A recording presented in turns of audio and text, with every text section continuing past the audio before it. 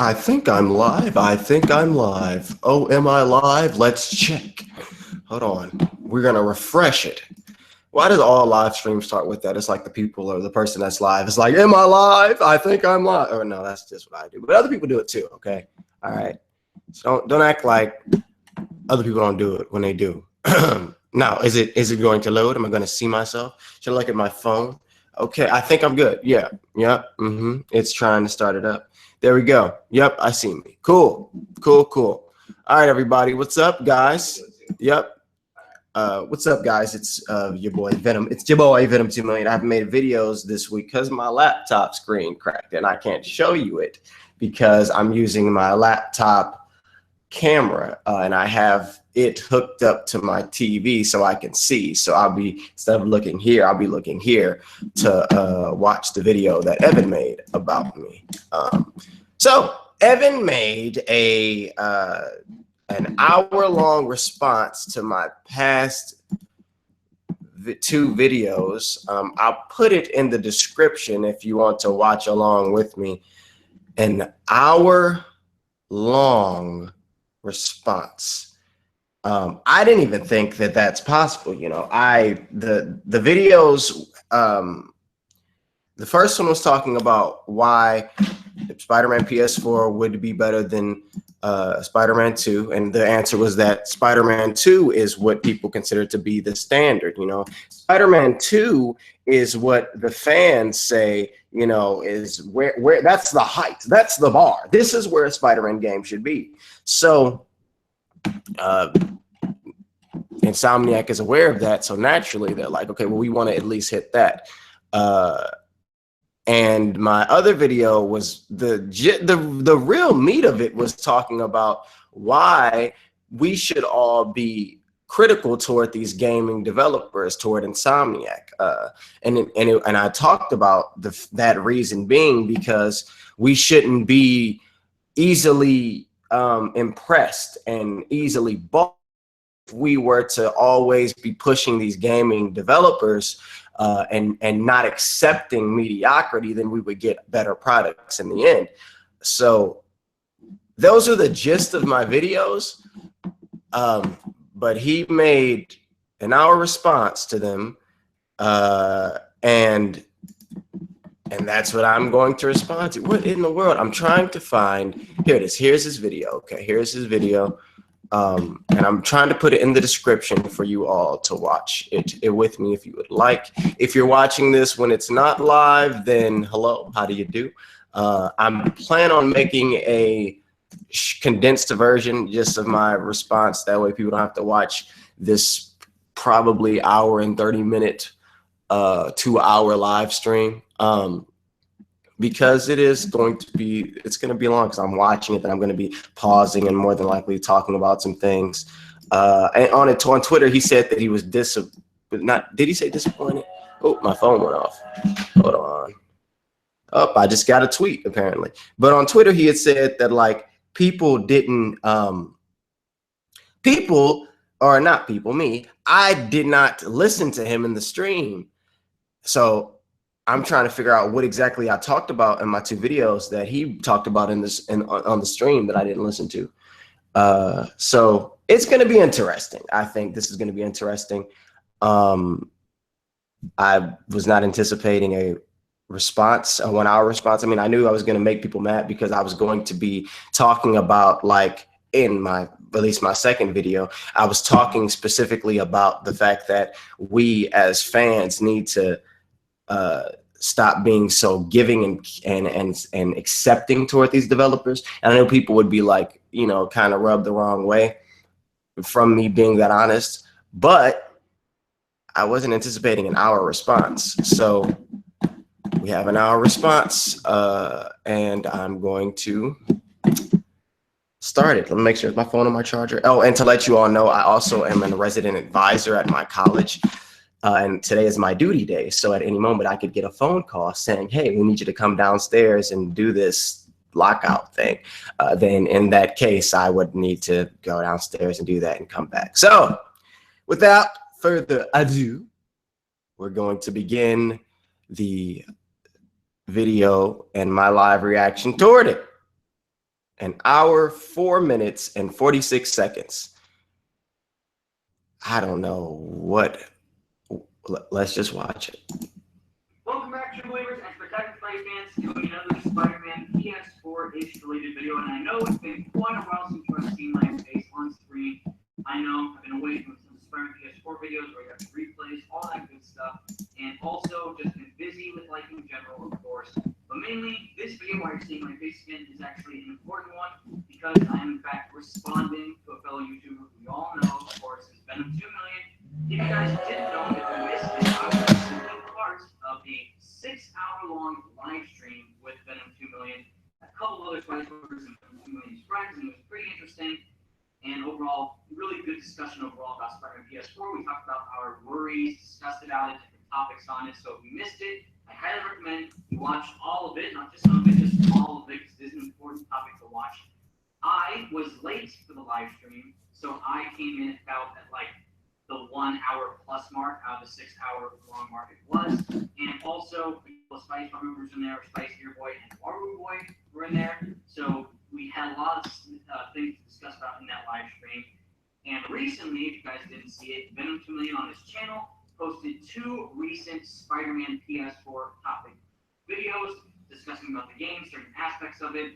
And I would not be responding to these videos if I wasn't part of the live stream that I was in with him and his friends and the other Spice members. Because again, we talked for a really long time. At least when I was in there, it was like almost 5+ hours of just discussing purely about this game, about Insomniac, about all the games, all the different aspects of it. And then he made these 2 videos afterwards. And I'm not mad at all, because again, he has his own opinion. I have my own opinion about the game. You guys have all your own opinions. I'm just personally kind of disappointed. And when I'm saying disappointed, not mad at all, I'm just kind of actually physically disappointed, is because when we were talking, we talked about a lot of stuff. Again, we talked about every aspect, almost every main aspect of the game. And when he did these 2 videos, I feel like he didn't really take my points into consideration. Again, he doesn't hate the game at all. A couple of other Spider-Man members are kind of feeling the same way he is. And how to best summarize Venom 2 Million's feelings on the game is that he is cautiously optimistic. That's the best way to put it. That also goes for fellow Spider-Man member and awesome YouTuber all around, the Amazing Lucas. Again, that goes for Venom 2 Million. Even Spice Skater Boy, he's starting to feel kind of cautiously optimistic. Before he was super excited like I am, and some of the other Spider-Man members are. Now he's kind of starting to slowly lower his expectations, which is fine. Because again, you don't want to be totally going in there saying this is going to be the greatest Spider-Man game of all time. I'm personally, physically and emotionally optimistic that Insomniac can in fact make the greatest Spider-Man game of all time, because that's how I personally feel. If you feel a different way, excellent. Make a video about it or put it on Twitter and discuss your own opinions about it, that's fine. But when Venom did these 2 specific videos discussing about different things that we talked about in the live stream and things that we brought up and things that I've mentioned in my videos, all of my Spider-Man PS4 videos, I feel like he didn't really see or just listen to what I was personally saying during the live stream and what I've been saying all around in my Spider-Man PS4 videos. Same thing with all the other Spider-Man members. So you're going to hear me most likely ramble a bit, but I do have my phone right here. I have a lot of things written down about different points that he said in each of his videos, and I'm going to bring that up in different parts of this video. And again, there's no background music, there's no editing. This is just a straight discussion from me to you about his videos. Go watch them, please. They're in the description. You might love his videos. Totally fine. Me, personally, I have a few issues with them. So, the first video that he did was one called Why the PlayStation 4 Spider-Man game, in parentheses, Marvel Spider-Man PS4, will be better than Spider-Man 2 PS2. Now, first of all, he did discuss a lot on the specific reasons on why it has to be better than Spider-Man 2, and also why it needs to be better than Spider-Man 2. Totally fine. I didn't hear him once say why or it will be better than the game, or why it will be better than Spider-Man PS4. I didn't hear you, Venom, if you're watching, talk about that at all. Your points about why it has to be better than Spider-Man 2 and why it needs to be better than Spider-Man 2 were great. But when you say that it will be better, I do agree with that. It does need to be better. It will, in fact, be better than Spider-Man 2. But you didn't really describe, again, that specific reason, the will part. I didn't hear you describe about that at all. And I watched your videos like 3 times. Okay, wait. I described that it has to be better, It should be better, but I didn't describe why it will be better. This is your okay. Well, I think my point was that it will be better because it has to be, and it has to be for the reasons that I give in the video, which is that the fans hold it to a certain bar. But you agree that it will be better. Why is that a point? If you agree that it will be better, and I say that it will be better, and I said that it will be better because it has to be, because Insomniac understands that the fans hold the game to a certain bar, and that bar being Spider-Man 2. I'm not understanding. Wait, I'm not understanding. I'm not understanding. Why is that a point? I'm just going to continue the video.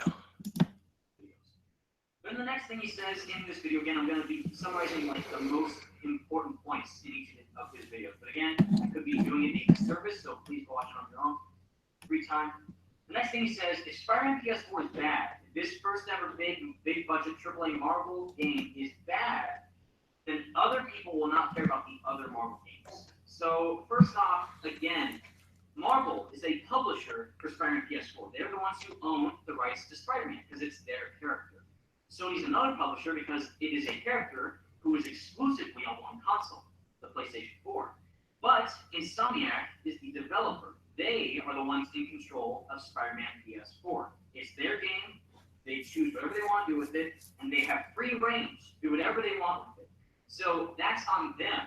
The other Marvel games he talked about in the video was the Avengers Project, which you guys don't know. There is an Avengers game being made by Square Enix, the people who make Kingdom Hearts, Eidos Montreal, people who do Deus Ex Machina, I think that's how you say it, and also Crystal Dynamics, who make the Tomb Raider game. So that's another big budget Marvel game that's in fact coming out from Marvel. And they also said that they have other Marvel games in plan in store from Square Enix that they're going to be making eventually. And yeah, you know, if Spider-Man PS4 is bad, he's saying that other people won't care about the other games. That makes some sense. Because again, Insomniac has no control over the Avengers Project, just like Square Enix has no control over Spider-Man PS4. So it's two different animals. They both do come from the same publisher of Marvel games. Wait a minute, hold on. These developers are using. So it's like the same thing, like if Naughty Dog. Oh, Evan, you're in the chat. How about you just get on the stream with me, and we just discuss it live? How about that? Because you just wrote. Evan just wrote in the chat. Why don't you just? And if that's up to you. If you want to do that. If not, then I'll just continue watching the video. You can put that in the chat as well. You can put that in the chat whether or not you would like to, instead of me watch the video and comment, we just have this conversation. I would prefer to do that instead of me say whatever and then you disagree or don't agree and then you brighten the chat and then that makes you want to make another video. Why don't we just do that then? Like, is that okay? Put in the chat and I'll tweet you a link to join. How about that? I personally think that's better. It's up to you though. Here, I'll tweet you it. Yeah, okay. I personally think it'd be better if instead of us, because that's what I think. I just tweeted you it. It's up to you, but can you just put in the chat and answer? If you can't right now, that's fine. And I'll just continue your video though. I tweeted you it.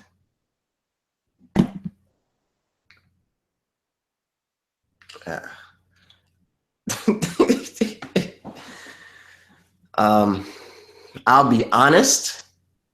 Like I said, I wasn't expecting like response to my two videos because of the way they were set up. And I wasn't expecting there to be I don't want to say an argument, but a discussion, especially with like whatever. Okay. I'm ready in the name of SpongeBob. Somebody said, these two idiots are arguing while Florida is starting to be completely submerged. Hey, yo. Hey, what's up? Oh, you're playing through my headphone or through my laptop. Let me make it so you play through this.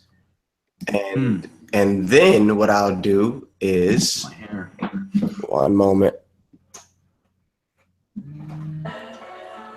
All right, phone. Okay, what's going on, Evan? Yo, hey, Venom. All right, so you can start.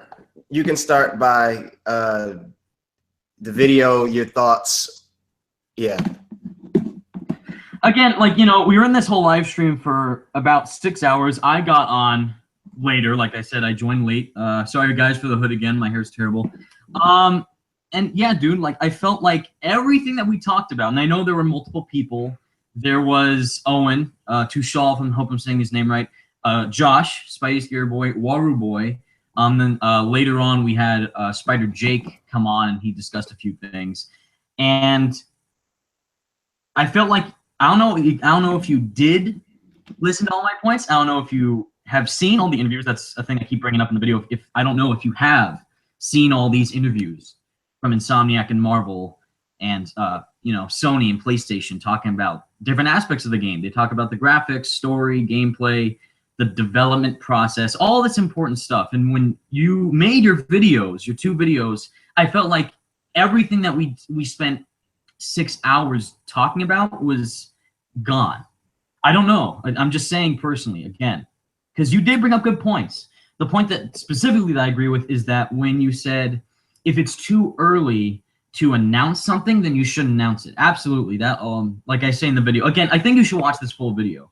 I'll do this discussion with you right now, but I do recommend you watch the full video. I don't bash you in the video. I just, like, there's, again, points that I highly disagree with, but I do say, like, oh yeah, there are the points that you make, some of them are really good. Yeah, they shouldn't have announced it.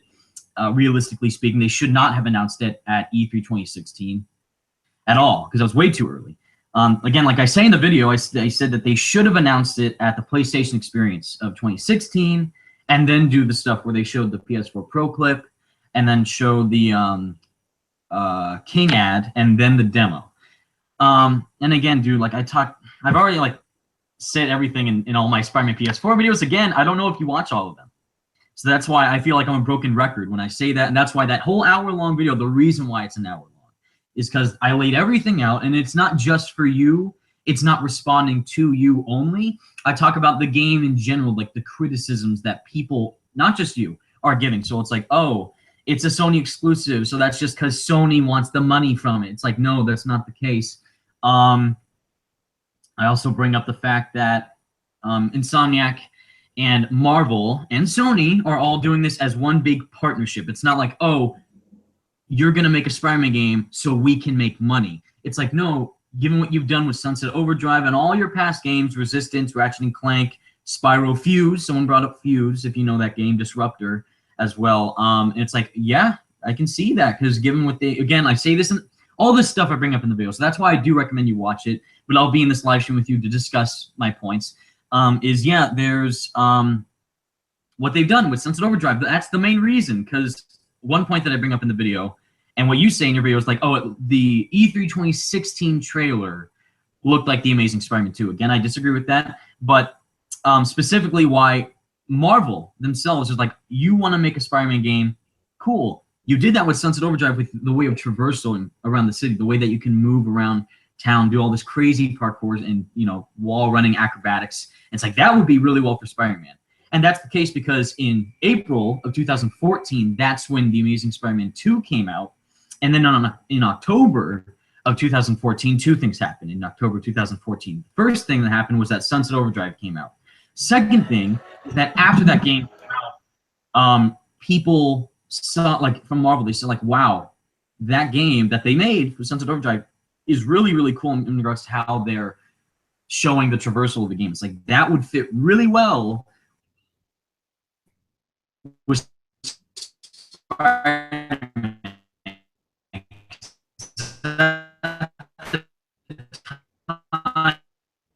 Evan, I think. Evan, are you? I feel like you're breaking up for me. I don't know if you're breaking up for everybody else.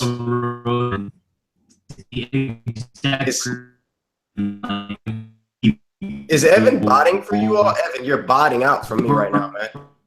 Evan, you are botting out. Can you all hear Evan? He just botted out to me, and now he's frozen. Clank. Evan, can you hear me? Hello?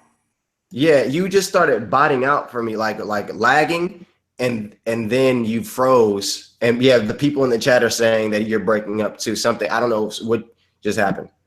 I don't know either. You were talking. Yeah, this whole Go ahead. I don't know if it's my internet or something. I don't know. For that whole time, for you viewers saying that you can't hear me, sorry. I don't know. I bring up all these points in the video. So again, I feel like I'm a broken record in the live stream again. The whole reason, like I said, the first thing I said in the video is that I would not have made that response video if I wasn't in this live stream with you for 5 hours. Because again, I joined late. I came on an hour late. We talked for 5 hours straight, pretty much only about this game. And I would have thought that you would at least somewhat understand what I'm trying to say. And then when you made those videos, it's like, it didn't seem like, in my personal view, I don't know if you did take my hold on, Evan, one moment. Hold on, wait a minute. I have a phone. This, of course. Hold on. Hello? Yes. Great. All right. Bye-bye. Of course. Okay. Good? I have to take care of something really quickly. Okay. So I will be back, but this is what I'm going to do. I'm going to I want to continue, and I want you to continue your points. I'm going to, are you familiar with the YouTuber Shocked, huh? Dude, of course. Dude, he's one of the main Spidey Squad members, yes. Dude. So Shocked wants in on this conversation. So Shocked is going to come in. I'll be right back in probably 2 minutes because I have to deal with a situation in the building because I am the person that they call because it's great. I love it. I love it. So Shocked is on his way in the stream. Of course, dude. I haven't talked to him in ages. I miss him. Yeah, I haven't talked to him in a minute either. So we're gonna have, I think we're gonna have a good conversation because when I get back, I'm gonna ask you a question that will tie directly into your video and tie into my 2 videos. And I'm trying to stall that way you're not just sitting here and Shocked isn't here and it's just silent. So I'm trying to stall until Shocked gets in here. So Shocked, whenever you're ready, you can click on that link and you can come on in.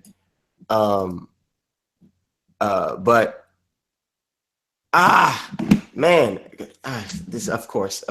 See, and it's funny because my other duty day, I didn't have any, there was no calls. I was good. But of course, the day where I do live streams, I'm getting phone calls and I need to do things. Come on, Shocked. Here, there, wait. Come on in.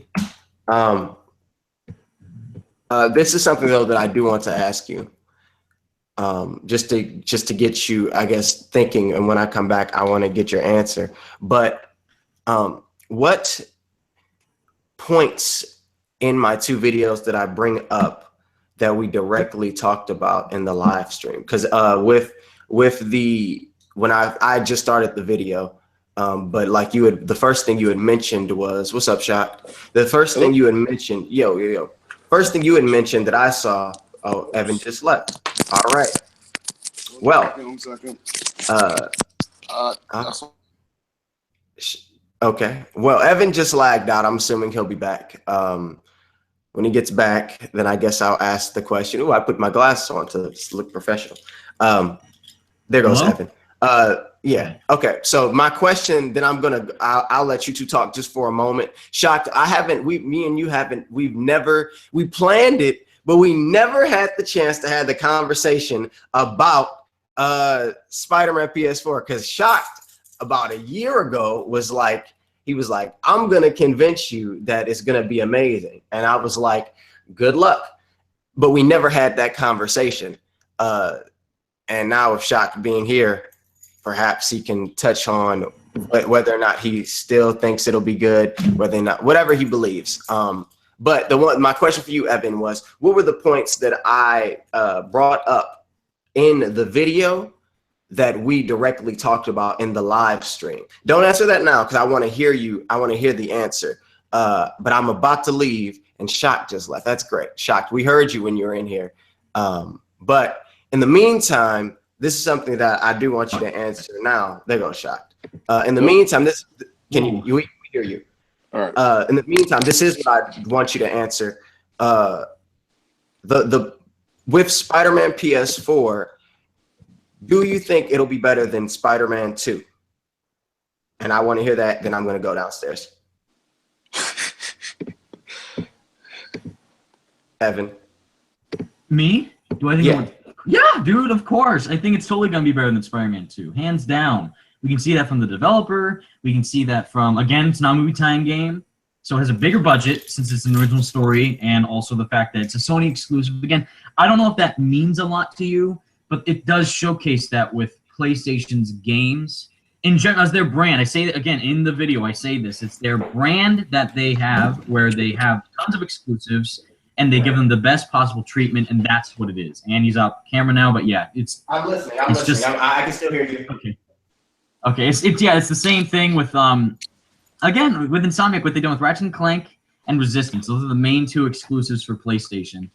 And it just shows. And it shows that in terms of a game. The game itself, when they play a game from Insomniac, the player, it's always a great experience and really fun as well. The story, again, I bring this up in the video, sometimes when Insomniac makes video games, some of their stories are like average or a little bit mediocre.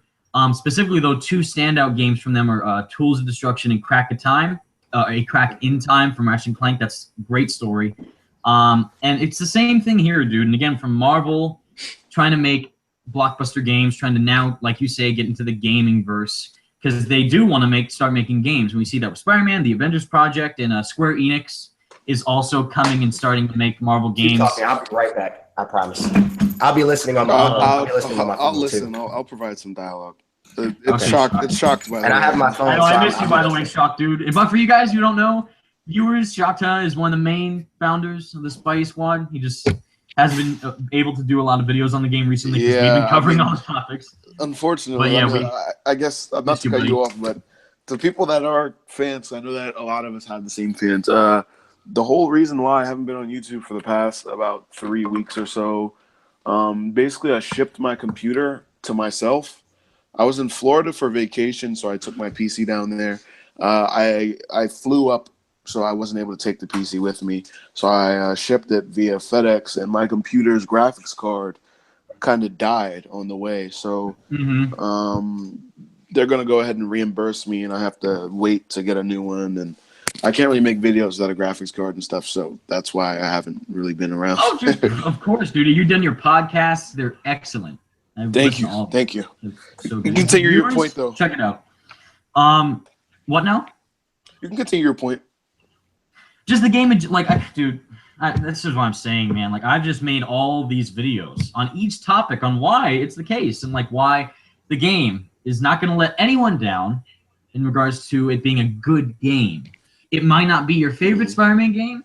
I do think it will beat Spider-Man 2. Again, we've already seen that with all the points I mentioned. It's not a movie time game. It's not a rush game. It's not a lower budget. It's not, timed to certain development cycles. That clearly we see that because it's coming out in 2018. And yeah, again, all the different aspects of it. Again, what we saw in the trailer, people see me and think they're safer, but it's not really me they're seeing. That is nuts. And that's the very first line of dialogue that we hear of this game in general. So I'm like, whoa, okay, this is way different from the other games because it really focuses on Peter as a character. Because also, yeah, we've had Peter Parker gameplay with Ultimate Spider-Man, The Amazing Spider-Man 2, Spider-Man 2, even Spider-Man 3. But not like again, they've confirmed you can play as Peter Parker. There is Peter Parker gameplay. That's their thing that they're gonna have. That's not different from Spider-Man game. I'm just saying that they did confirm it. Yeah, I mean, like the story itself. I He's a scientist. agree He's with been you. Spider-Man for 8 years. All this stuff. Yeah, you know. I agree with you in the aspect of this game has a lot that I think if you're looking at it, even if you're looking just pure objectively, and there is nothing but reasons really for you to be excited for the game. The game, the team behind it, the money behind it, the scale of the project, everything we've heard from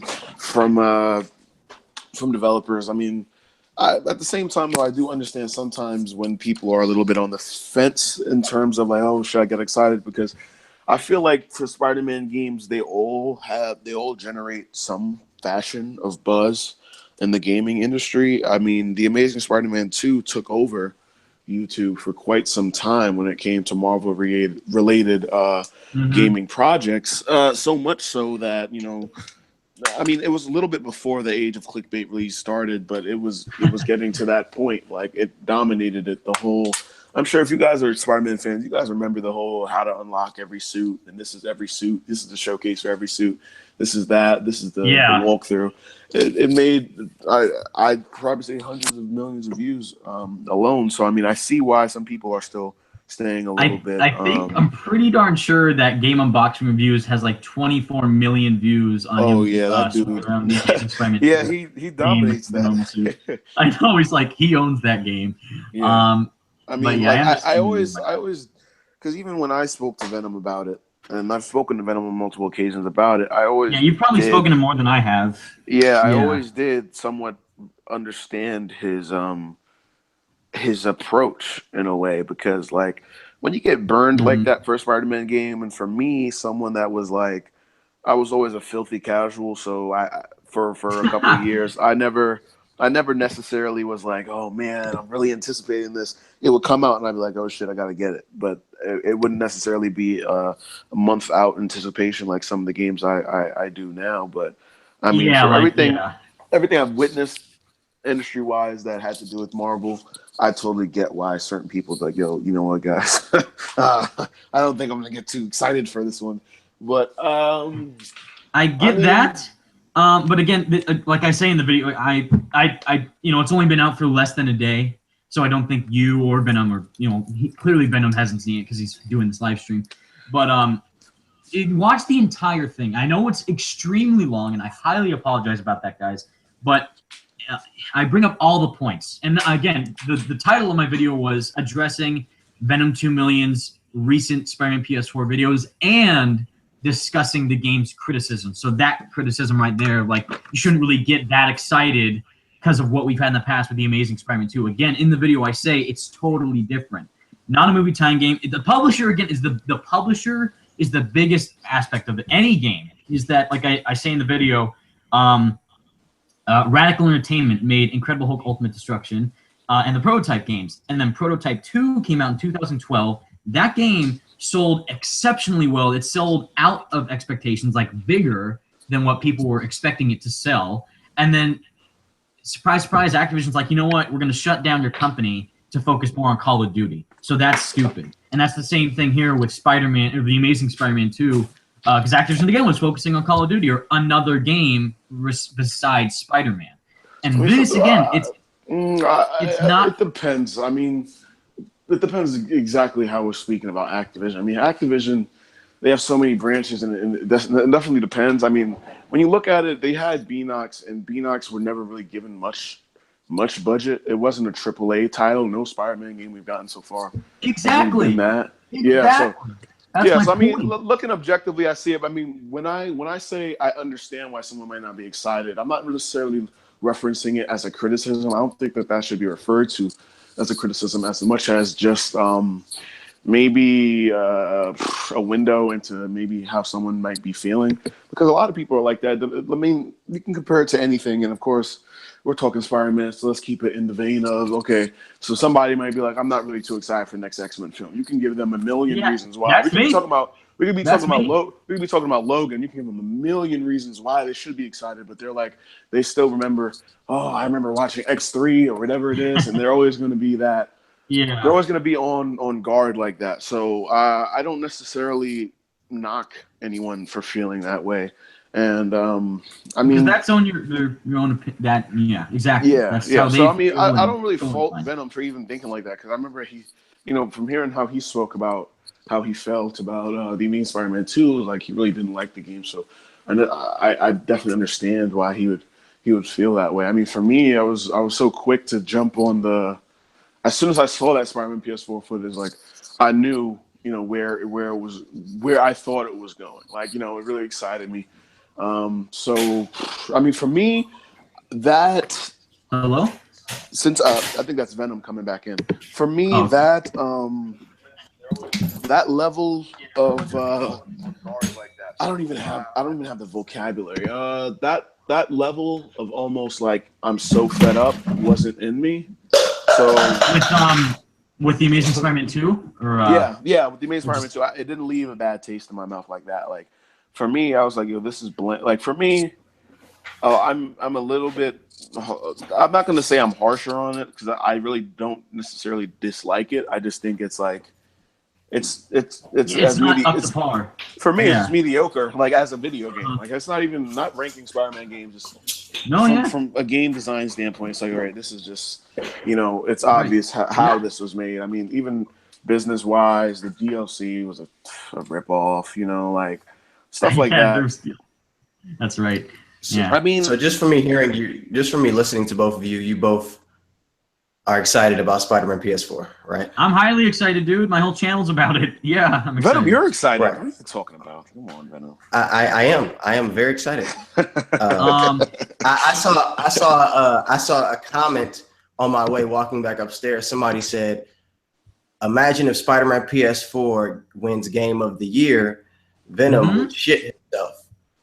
And again, I think people are genuinely not understanding where I'm coming from and what I am saying.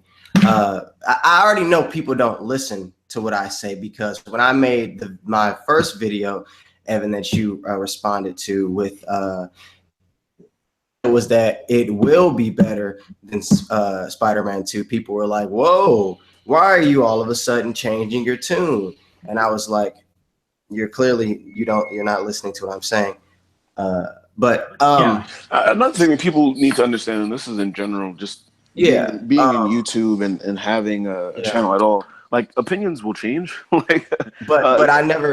the thing is, like, I've never said that the game would suck. No, you didn't. But I definitely think the game is that whenever I talk about the game, it is never overly positive, and it is never praised. Yeah, so I think that's why people take that as I hate it, which I've never said. That's why I say in the video. My question. You heard that part. I said you're cautiously optimistic. Yeah. That you're, amazing. I'm cautiously optimistic. Yeah. I wanted to ask the question. And I was talking about publishers. Well, Evan said publishers are extremely important as well, and I agree and disagree at the same time. But I want to go back to the points. What were the points in my two videos in which I mentioned or referenced something that we talked about in the live stream? I made a list. You guys can see it. I have a list of all the points that I typed out and wrote down in my notes app on my phone. What do you want me to reply to first, Venom? Like, what question do you want? Oh, I wanted Evan to answer. He said that. Yeah, Evan said that the reason why he made the response was because he was in the 6-hour live stream, was in there for 5 hours, and he says that there are points in my videos that we talked about in the live stream, and it makes him feel like I was not listening to him. And I want to hear those points, because when in my time of watching the video, the first thing you brought up was the fact that I said that it will be better. The title of the video was "It will be better than Spider-Man 2," but in the video I talk about it, how it has to be, it should be, and it needs to be. But I don't go into. So we're playing semantics. The will part. and my thing was my first thing was we didn't talk about that in the live stream, and my second thing was. My point was that it will be better than Spider-Man 2 because it has to be, because fans have placed Spider-Man 2 as the bar. That was my point. They've placed Spider-Man 2 as the bar. And because of that being the bar and Insomniac knowing that, they know that they need to make a game at that level or higher. And for that reason is why it will be. That was my point. But we didn't discuss that in the live stream, so I just wanted to know what were the points that we discussed in the live stream that you felt I completely ejected from my memory. Well, that's the thing, is that you totally said it, exactly says that you talked about why it has to be better, why it needs to be better, why it absolutely needs to be better, and that's totally fine. But again, the will part of the video, it says why it will be better. I don't think you discussed about that. The has and the needs to be, totally. But the will part, dude, it's like why it has to be better, that's why it will be better. That's totally different things. So you should rename the title of the video why it has to be better. The will part you have to talk about, at least if you're going to say why it will be better, you have to bring up like, oh, it will be better because the story is going to be more intricate than the movies with Spider-Man 2. The gameplay with the parkour looks more refined than the web swinging for Spider-Man. So that's the will. You know, you talk about certain aspects, dissect the game, different parts of it, and then with the live. What is the difference? What is the difference? What is the difference between what now? The difference the between point that you. What is the difference between the point that you just brought up on you saying that it will be better because of the story or whatever? And me saying it will be better because that's the bar, that the Spider-Man 2 is the bar that was set, and Insomniac knows they need to reach that. Say again, my internet keeps cutting off all the time. I said, what is the difference between, or is there a difference, or is there is something less significant than the other? I said that it has to be better because that is the bar that was set. It will be better because that is the bar that was set. Spider-Man 2 is the bar that fans has set for a Spider-Man game. And Insomniac knows that. And because of that, they're going to make a game at that quality or higher. What is that not a significant answer in your opinion? That answers the question, or the video title, why it has to be better and why it needs to be better. Yes, but the will part, again, the why it will be better, that doesn't answer that. I totally believe it will be better. I think on YouTube we should just the videos with all the Spider-Man PS4 101 discussing about the story, the characters, the gameplay aspects, what Insomniac have said about what makes the game different. Which I saw your comments on. Yeah, you responded, and it's like, yes, all the parkour, story, detail, all that stuff. That's the will part. That's the will part. You answered why it has to be better, because it needs to exceed that standard of Spider-Man 2. Absolutely. And again, that's why you got to watch my full video. I don't bash you in the video at all. I don't think you. I'll be honest. I don't care if you bash me. My thing is so breaking down what you're saying. Is there a problem with being specific within the aspects of the game, or because I've talked about the developer? Are you saying that I should have instead talked or mentioned an aspect of the game? Is that what you're saying? No, I think what he's saying is that it sounds a lot to me like semantics, right? So we're speaking just on words. The title of your video said, it will, and Evan doesn't necessarily feel like you gave enough evidence as to why it will be. My 2 cents as the outlier here is on YouTube, the video title isn't necessarily always reflective of the content. What? But wait, no. Wait. On YouTube, is the video title always going to be 110% exactly what you get out of the video? No, I understand what you're saying No. right there. That's just my argument. But that's not the point. I understand. The point is, your point is, okay, you're saying you didn't give the will part, but you gave every other part except the will. So I'm like, it feels so minuscule. So I'm like, I don't know. It is. No. I definitely agree that it is minuscule.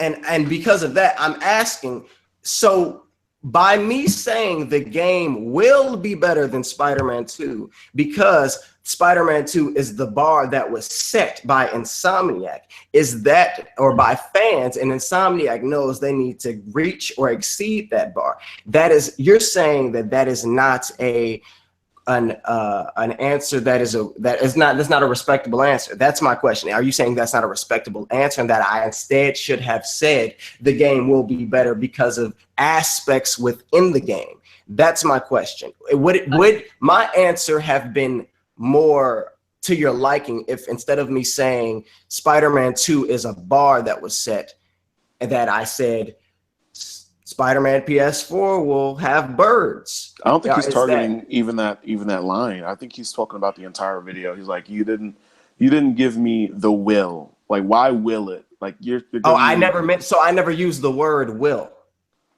Not even that, dude. No. Again, you got to watch the full video, please. Anyone who's watching, again, that's why it's an hour long, guys, is that I talk about all these topics.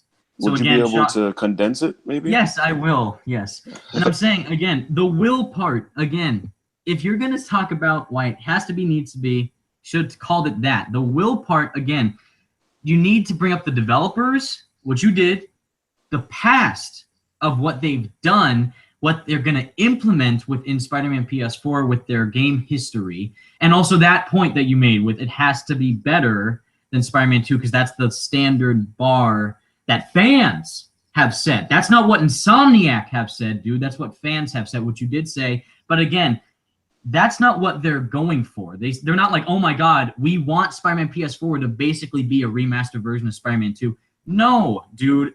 They're not looking at only this game to please fans to get like another version of Spider-Man 2. I feel like you're looking at that line that he dropped, that sentence, that statement, almost like maybe a little bit too blanketly than he intended for it to be. If you know what I mean? Like he's not saying blank, like looking at his statement dryly and not exactly looking at what he was intending for it to be.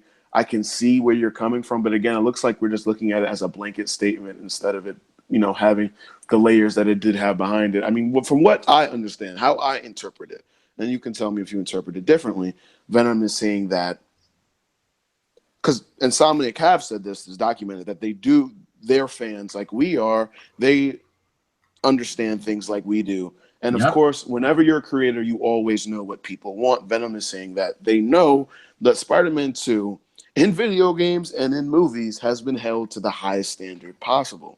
So now that they know what Spider-Man 2 is held at, they can look at the game of Spider-Man 2 and see what it offers to the player or to the fans and why it resonated with them to that degree, and then translate some of that into Spider-Man PS4 title. Now, that does not exactly mean we're going to copy and paste that, even though in other titles, it may have been interpreted that way. For example, i.e. in the Arkham series, the fighting was something that fans loved. But some developers, when they try to take that style of fashion of fighting and put it into another title, looked at it very surface level instead of looking at what fans loved. Why do they remember the combat and things like that? It's not because, people love the Arkham combat for many reasons. But it's because it's a certain fashion of combat, just how they like other games for certain fashions of combat. It doesn't necessarily mean that you have to be a copy and paste of that. So I feel like if you look at it blanketly, but I feel like intention-wise, that's not necessarily what Joaquin was going for. I mean, he could talk for himself, but again, I think that it was nice for me to be on here because I'm an outlier and I'm kind of just looking in. So for me, I don't think that that's what his statement meant.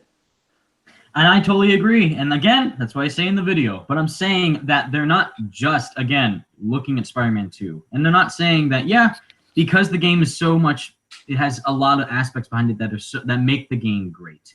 And they see that it's like, yeah, this game has a lot of pros, and it also kind of has a lot of cons. And the same thing with all the other Spider-Man games. Like, The Amazing Spider-Man 2 was pretty darn bad. Let's improve upon that and fix all the issues that it had and do our own thing, because that's what, again, like you said, that's what developers do. They get creative. They do intuitive things. They build upon what previous developers have worked on this character.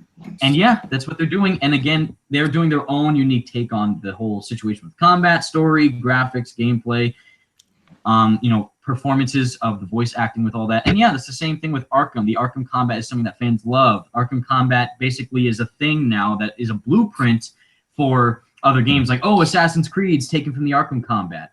And so with Amazing Spider-Man, like, the Amazing Spider-Man games took from the Arkham combat. So it's like this. It's like, the people might say, the Spider-Man PS4 swing took from Spider-Man 2, or it took from, I guess Spider-Man 3, or Web of Shadows, or Ultimate Spider-Man. Any one of them. It's like that's the same. It's definitely a question of perspective, because when it comes to any fashion of anything, when you're looking at how a fan base has admired or why they praise or why they do this. Like, for example, it's like when you look at a movie, a lot of directors, for example, let's keep it in the vein of comic books because that's what we're speaking about. James Gunn, when he's making Guardians of the Galaxy Volume 2, he goes, I still haven't seen it. I had to look as a director, as a writer, what do audiences gravitate towards? What do they like? What works for a sequel? So then you're looking at other sequels, and that affects the end product. So I think that is definitely a question of perspective. I don't think I think that at the end of the day, I don't necessarily know. I think that the base of the point was you were saying that Venom didn't go necessarily too in depth with the why it will part, but I'm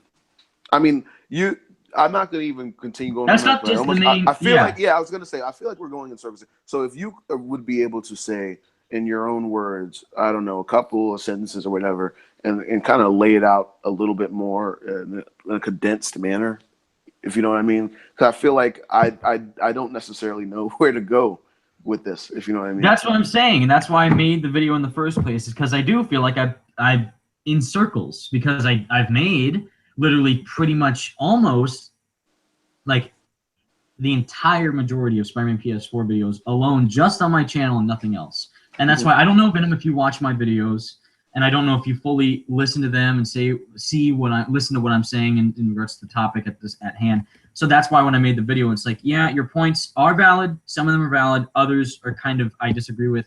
The one with the publishers, the one with, again, I have this list. What did you say? You said, what's the one that I had the most problem with? The developer should be asking us what we want. That's what you said in your second video, why we need to be critical. That's right. That is 100% right. Yes. But that's what No, wait, respectfully, that is so wrong. Respectfully speaking, though, in the industry, they do that a lot. It may not directly be with, for example, the YouTube commenter, but they do have people that are the ear to the street person. Okay, let me. That's just good feedback from a critic. Hold on. Again, watch the full video, dude. This is I got you, Evan. Watch I all got of you. it. This is like at the 50-minute mark or something like that. Evan, I got you. I want to first let you know that I do and have done research, and that I am not new to this Spider-Man, this whatever game. I have been doing this for a while. I have in the past for the Amazing Spider-Man 1 game. I was a news channel. I would put out news. When Spider-Man PS4 was announced, I was researching and looking up interviews. When the gameplay came out at E3, I watched all of the interviews as they came out. People then sent me them because people are like, hey, did you see this? Did you see that? Because of the fact that I still have the opinion that I do, even after me listening to everything that the developers have said. I have watched some of your videos. I have not watched all of them, but I have watched some of your videos, and I have listened, as we are in this live stream, and as in all of the live streams in which I have a cast of people. In the comments, people always say, Venom, why aren't you talking? And it is because I am listening. I just sat 10 minutes and just listened to the both of you speak. I do listen. I do take in. I do. My whole point of my career and me on YouTube is for me to listen and for me to grow from what other people say, other people's perspectives. With that being said, just because I listen to what everyone says does not mean that I agree with what they say. And just because other people have said things, that does not mean that my opinion changes. My question for you, and then I'll get to the entire thing with the developers should not be listening to fans, to the consumers, because you have just tilted my mind. No, I say that. Bring this up in the video. My question is, what points in my 2 videos did I bring up that you mentioned, or that I mentioned, or that the entire cast of the 6-hour live stream mentioned, that made you feel like I was not listening to what you said? I did the whole video on it. That's the reason, dude. But if you want me to say them flat out right here. The first point that you brought up had to do with the title of my video, which is something we never discussed in the live stream. So I would like for you to tell me. The whole live stream didn't focus on the video. I'm saying that was an aspect of it. The videos that you made regardless was part of the video that I made. I'm saying also the live stream that we did is another factor of the video I made. I'm not saying that the live stream directly is responsible. But you said that, you say in the video that if it wasn't for the live stream, you would not have made a 1-hour response. Yes, because it's one part of the video that I made. Because the certain parts that you brought up in your videos that we discussed about, it's, again, I don't feel like you listened. So let's see. I'll just list them right here. I'll list them and then you respond. Again, let's just get into that one right now with the company shouldn't, the developer should not fully listen to the fans. It's like, okay, yeah, if people say the game looks bad, it's like, yeah, we're gonna improve it. Do you know the whole situation with Spider-Man UE4, dude? That exact situation happened, and oh my god, terrible. For you viewers out there, terrible. And that is why, if you, again, like I say, this is a direct quote I say in my video. I said, if you get a room full of 50 Spider-Man PS4 fans, and then there's Brian and Tara and Bill Roseman are in the same room with them, and they ask, can you say one thing good about the game and one thing bad about the game, and then we will change the game based on your feedback, we would have the worst game ever. Because people would be divided, they would switch their opinions, everyone would have a totally different opinion than everybody, and that's exactly what happened. Yes, so that's exactly what happened. So Evan, that wasn't my point. My point wasn't to literally listen to the fans. Yeah. My point is that we have a gaming industry that does whatever the hell they want. We have developers that literally cut chunks of their games out while developing them and sell them to us at an additional price. And the reason that they do that is because we allow it, because we pay for it. I say that the developers should listen to the fans. What I'm saying is that they should not be allowed to do that, because the fans should be the ones saying, I'm not going to buy it.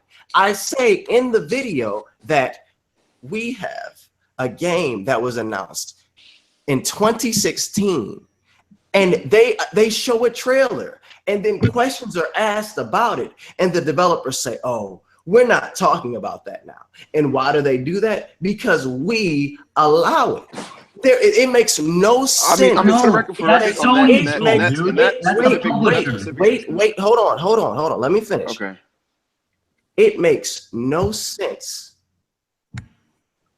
how we allow these companies to do the things that they do. Because, wait. I'm sorry. If they had announced a game and people wanted to know more information. And they said, we're not going to give you any information. And people said, all right, then, well, I don't want to know about your game. I'm done. Then that would stop that culture. That would be a counter culture to it. That would change. See, I feel like the people aren't necessarily listening to what I'm saying, but instead they're trying to find meanings in between what I'm saying. When I'm being as blunt as I possibly can, I am not saying that that the developers should ask the room, get a room of fans together and ask them, what do you want in a game? What I'm saying is that we as a community should come together and say, this is what we will stand for and this is what we shall not. And that is what I mean when I say everyone should be critical toward the game. I feel like everyone should be critical toward the entire gaming industry, because there are practices that happen in the industry that we don't like, but we allow to happen. We look at things like the Xbox situation. They came out and said, this is how it's going to be. And people said, no, the hell it ain't. And what did they do? Change. My entire confusion of, and again, I'm going to watch your full, and I want you to understand that I am, but I don't understand how you can have issues with the things that I'm saying when I am really saying that we as the consumer need to take back our power. And you're saying, no, that's what it seems like. You're saying, no, don't take back your power. Insomniac knows best. Sony knows best. Marvel knows best. When in the actuality, in the actual realm of Earth that we live on, we are giving them money. We are the ones that allow them to exist. But you're saying that we, as the people giving them money, need not have a voice, and that we should instead praise what they do and accept what it is that they do. And I feel like it's more of a misunderstanding. That's what I'm talking about, dude. Again, dude, what the hell? That's exactly the opposite of what I've said. That's why I made this whole video, so we wouldn't be having this conversation. That's why it exists. I'm not saying if you hate this game, you're dead to me, get out. No, totally fine to criticize the game. Absolutely. That's a big part about any game. Giving them feedback helps the community grow, helps the game grow, helps it get better. And I'm saying that, yes, of course, consumers, you're buying something. Yes, okay, you have to spend physical money to buy a product. That's how a business works, and that's overall how society is as a whole, with spending money on anything, not just games, on any product. And that could go for the same thing with a movie. Like, you know, oh, I'm spending money to go buy tickets to go and see Avengers Infinity War, and oh, Black Widow's blonde, so I'm not going to see it. So I better write a letter to Marvel saying, I don't like how Black Widow's blonde. Don't write a letter. No, that's not what I'm saying at all. That is not what I'm saying. Yeah, I think the problem here is, again, someone from the outside, it looks like, again, you're reading into Venom's statement. We're going to back up 2 pages from Venom's last statement before. I think that, again, you're looking at his statement very blanketly instead of looking a little bit deeper into it. He said they should listen to the fans, right? I'd agree with that statement. I think every developer should listen to their fans. That doesn't necessarily mean that you listen to everything the fan says or everything the fan wants and every demand the fan has. It means just being able to have an ear to the criticisms or possible improvements that could be made to your game. Hence why we have betas, and hence why we have chat boards, and hence why we have forums where developers are on it. Hence why we have NeoGAF, where tons of developers are speaking to fans every day. That is what I think he meant there. Just as a little bit of a preface, though, because Venom did start mentioning how Insomniac, he mentioned Insomniac releasing the footage at E3 2016. I will not speak on the behalf of Insomniac, but that is usually a Sony problem. Sony has a track record for announcing games way too early. We can get lists of E3s and then compare the time they come out. They do it a lot. I listed them in the video, like Death Stranding. No. I get your point, Venom, but I was just saying for the viewers. I don't think it. I've never mentioned that was an Insomniac problem or a Sony problem. That's what I'm saying. I said that it is a problem, And that problem exists because we as consumers allow it. That is what I'm saying. I'm not blaming Insomniac. I'm not blaming Sony. I'm not blaming Marvel. My question is, I'm why saying wouldn't that you exists. Why wouldn't you blame Sony for that? What is that? Wait, what? No. Again, you guys, it's not. You said, who am I blaming? No, I'm not asking. I'm blaming. I didn't I will accuse tell you you blaming exactly who I'm either. blaming. No. Just saying, Evan said, who am I blaming? Because there is somebody to blame. And we as the consumers are to blame. Yes. Because we allow that. It's that simple. I see what you're talking about. It's literally It is literally that simple. These companies do what they want because we allow them to. We are the reason why these companies exist. I have talks. We are the reason. I have conversations with numerous young people, and I talk about, why are celebrities, right?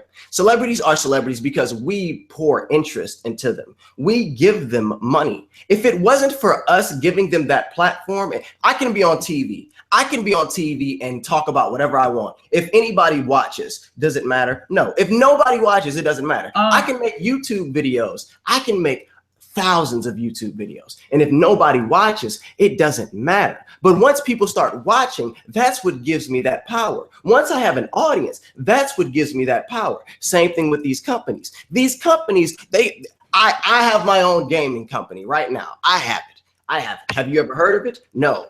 If you never heard of the gaming company, is it relevant? No. If the gaming company has never made a game, is it relevant? No. If the gaming company has made a game but nobody played it, is it relevant? No. If the gaming company has a game and people have played it but don't have any money, are they going to continue to thrive and grow and make another game? No, because they don't have the money, because people do not. This industry is an industry. They run off of us, the consumers. And I am saying that there is a culture in which a company can say, here is a game. When is it coming out? I don't know. You would like information about it? Well, I'm not going to give you that information right now. And people go, that's all right, because I'm excited anyway, because I'm going to pay for it. And that is what reinforces them to be able to do what they do, because people say, that's all right, I'm still going to pay for it anyway. And I am saying that is the problem. And it seems like you're telling me that is not the problem. That's why reviews exist, dude. That's why, I spend $60 on a game, or I spend lots of money to go see a movie. And then, I review it, I give it my honest thoughts, and then say, this was a waste of time. And I wasted my money on that. That's what people thought when they bought The Amazing Spider-Man 2 and other Spider-Man games. And again, consumers have a big impact. Did Evan just freeze? Yeah, he kind of just froze out. Okay, I'm gonna be a garbage can and totally cut him off a little bit because he's not speaking. Okay, I think we should condense the conversation a little bit, guys. We've been going in circles a little bit. All right, so boom. I think that he's sick in the chat. He's like, just stop the stream because we're never gonna agree on anything. And I kind of, I understand what he means. I don't necessarily mean that. I don't know. The entire culture of, like, especially when you're here, we're having the conversation. So at the moment, I do realize that the video that you made may have, and not even say may have, in your opinion, voices all of your thoughts in the best fashion possible. But that's for right why I now, feel like but for right now, we are having a conversation, speaking to one another about a disagreement is going to be the best way to get through anything. If I'm a rapper and you're a rapper, us talking via songs isn't necessarily going to come to a resolve. So now that we're all here, okay, what is the disagreement? Really talk. I mean, I don't know, because when I'm looking at it, it seems like sometimes some of Venom's statements are being looked at via the surface level, and then people are making their own opinions from there. I don't know. You said, like, on 2 different occasions, it seemed like it was just a case of, you could have just asked, what did you mean by this? And then it kind of would have been over. Like, for example, when he was like, boom. That was when we did the live stream. No, I'm talking about right. I'm talking about right Mm. here. I'm talking about, like, for example, when Venom was like, okay, you should listen to internet. Your internet, you're cutting out, Evan. Are you back? You're freezing. Evan, you're botting right now. Sue the college right now. Sue the college. Evan, you're botting. All right. He'll come back. He'll fade back in. I don't know. I can't see Ty right now. Venom, you can. You have your ear to the street. I don't know how you guys feel, but for me personally, I feel like this is just a case of you're looking at the statement a little bit too blanketly and then making your own thoughts from there. Like, for example, Venom saying, boom, you should listen to fans. You could take that one way or take it another, and it seemed like he took it one way. I mean, for me, that's all right. You're back now. That's what I think it is. It feels like a lot of – yeah, you did. It sounds like a lot of just blanket statements. You're looking at a statement very blanketly and then making a little bit – I know you're saying you're not, but, for example, there's been two different occasions here. Venom first saying we should listen to the fans. We had our dialogue on that. We already spoke on that. It seemed like it was just a misunderstanding of what he meant and his intentions. But I feel like we're having the exact same thing for his next follow-up point, which were, okay, as fans, you should be a little more critical and think a little more. I mean, I see where Venom's going. Maybe it's because it's become a little bit too expound. It's been too expounded upon for a conversation. Now the size of the conversation, the scope of the conversation has lifted because he's saying that on a scale, we're talking on a business scale, on a scale of the entire industry, fans should be doing more. I think what he's trying to say, I mean, from what I understand is I definitely agree with him. As consumers, we support a lot of bullshit business decisions. For example, a lot of how DLCs are handled is a little improper for the consumer, but we continue buying them. A lot of franchises are built upon giving you a non-finished game. Right now in the gaming industry, there is a field day going on, alpha versions of a game. Even though I'm not going to accuse PlayerUnknown's Battlegrounds of this, but PlayerUnknown Battlegrounds, DayZ, the Warframe, whatever you want to call it, all these different types of games where it's like, okay, we're not done with the game yet, but you guys can play $20 and you guys are supporting us, finish the game, stuff like that. It's just business decisions like that. And we kind of continue pouring money into them. So maybe the scope of the conversation has been now lifted to a degree where maybe it's stopping one from getting to understand the other. So let's now go and put it back into its original size. So what I think it is, it sounds to me like most of these disagreements, I feel like, are just not knowing the intent or what one was trying to say there. And I feel like it could have been easily resolved. We're here. Can I be honest? I will be honest. Me? I will be honest. Yeah. I think that the disagreeing portion, the level of disagreement is only there because of the fact that we are talking about Spider-Man.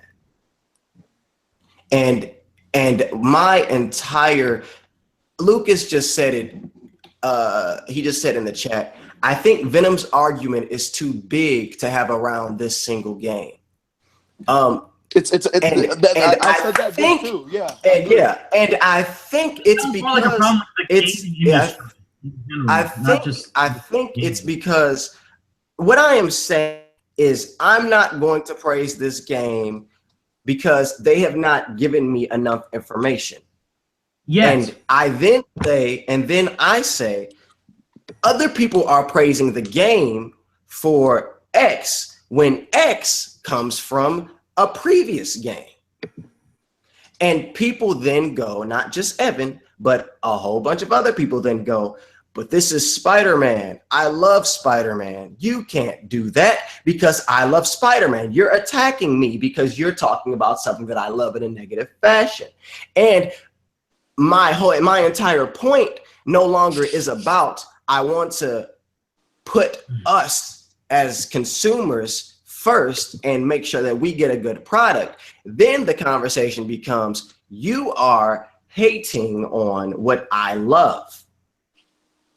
And I think that we are being blinded because of the fact that we love this property. We're being blinded by certain elements because everybody, I don't think that Evan disagrees with me. I don't think that Evan would sit here and say that, you know, DLC is best. And and developers and publishers should announce a game whenever they want. And I don't think Evan is. I want you to know that I don't think that's where you're from. I don't think that's where you're at. I never. Yeah. I just think that because the conversation is framed around. It's fine because the conversation is framed around this property that a lot of people love. It then becomes personal. And it's no longer I'm listening to understand what you're saying. It's like I'm listening because now I'm defensive because I'm now into fanboy culture a little bit. And that's not to anyone's detriment. I know how it sounds. It's not that all of us do it. All of us do it. It's only human. It's about anything that you love. But I don't want to call it fanboy culture, but I don't have a better term. Yeah, but I don't want to call it that either because I feel like it's almost demeaning. But it isn't even understand that. If you understand what I mean with that, you know what I mean? Like for some people, I feel like whenever Venom spoke in any certain manner about this game that wasn't woohoo, it was now like the subject of contention. So I definitely understand what he means in that regard. But for me, I feel like a lot of these disagreements, like they feel so minuscule to the point where I'm like, you know, I feel like it could have been just handled with a conversation. I'm like, the one hour video for me. And again, we're only human. We all fall into this problem where, again, I like with the age of technology that we're in now, stream of conscience is always going to happen. Whenever you have something to say, you want to just get it out there. But for me, I'm like, I think that a lot of these problems is something you can sit down with Venom and just like right here, have a conversation. It didn't even have to be on this platform. Could have just been, you know, texting via DMs or whatever. But it seems like a lot of things that you could have easily got where he was coming from, then it's over. Because for me, you keep referencing the video. I just got some time free, so hopefully I will be able to watch the video today. But don't even watch it. Just like listen to it in the free time. Yeah. So I mean, like, I don't even think that we even really necessarily needed the video because I mean, you're talking to Venom. He's right here. So I mean, everything you have to say, you're able to directly put to his face, and he's able to respond into actual dialogue because that's why I don't want to do the whole live stream over again. You know, I don't want to be this whole situation again. But if you can't have that dialogue, you don't have to have the live stream or whatever. But you can't if you don't have a dialogue with somebody, you're not necessarily ever gonna. You have, but we're having another like area of contention. We've been having. Hold on. Again, so I'm gonna go back to my question. Because you still haven't answered it. What points in my 2 videos did I bring up that we discussed in the live stream that you feel as if has shown that I was not listening? The fact that the general public, this is one of your quotes from the video, the general public doesn't care about Marvel when going to buy Spider-Man PS4. So it's like, oh, I don't care about Marvel as a whole brand or a company when getting Spider-Man PS4. Okay. Because you may not care about the company, but clearly you would care about people wanting to buy a game based on a comic book character if you're a fan of Marvel. And same thing with Batman. That's the same thing with any comic book character like that. Same thing with seeing a movie based on a comic book character. You would have to have some slight interest in the company and have a little bit of knowledge of what it is before you go and buy a product or watch a product about the certain character.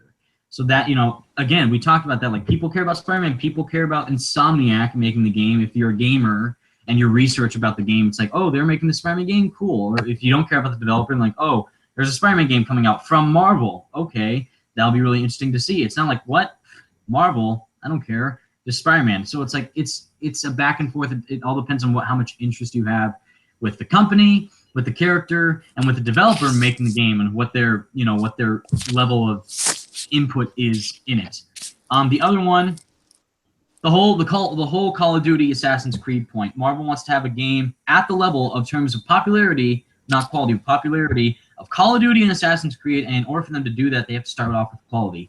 Yeah, dude, like I said in the video, like they already, so do you think that they're they're not trying to focus on quality, or like they're trying to just make a game to make money and that's it? No. Repeat the point that you said that I said they want a game had to be at the level of popularity as Assassin's Creed and Call of Duty, and in order for them to do that, they have to do what? They have to start off with quality. That's your direct quote from the video. So what is your point? Because I just said they have to have a good quality game, which they will in order for them to. So what is your point? Why? Yeah, but are you thinking that they're not going to? Like no, going to focus on quality? You just said this is my quote. Marvel wants to have a game at the level of Assassin's Creed and Call of Duty in terms of popularity. And in order for them to get there, they have to first start off with quality. So within that statement, where do you in any way hear me saying that they don't want to make a game of quality? Dude, no. You said that. And yes, that's great because they are focusing on quality. But why would it have to be in regards to the popularity of Call of Duty or Assassin's Creed? Because yes, those games are very popular. Public, I just said. No, because the general public knows. When I say general public, I'm not talking about us. I'm not talking about the people watching this live stream. I'm not talking about the people that watch your channel. I'm not talking about the people that watch my channel. I'm talking about the people that are just walking around, that people that don't even play games know what Call of Duty is and what Assassin's Creed is. That is what I'm talking about. So where in that statement did you, when I even say that they have to start off with quality? And if they want a game to be at that popularity and they have to start off with quality and they know that, why would you think that I'm saying that they don't want to make a game of quality when I say the exact opposite? Yeah, but the statement saying that they have to start off with quality, they're doing that already. I didn't say that they weren't. In that statement, did you hear me say that they're not starting off with quality? I said that they have to. So where did I say that they're not going to start off with? Go ahead. You didn't, but the fact that you brought it up is like, why'd you have to make the point of quality when you can expect that from both a Sony exclusive and B, from Insomniac, because they know how to handle the games properly. They've showcased that so many times over, and this is the same situation here. I never said that they did not. I never said that they did not want to make a game of quality. I did not. The reason why I brought that up is because they want their games to be as popular as their movies. And their movies are as popular as they are because of quality.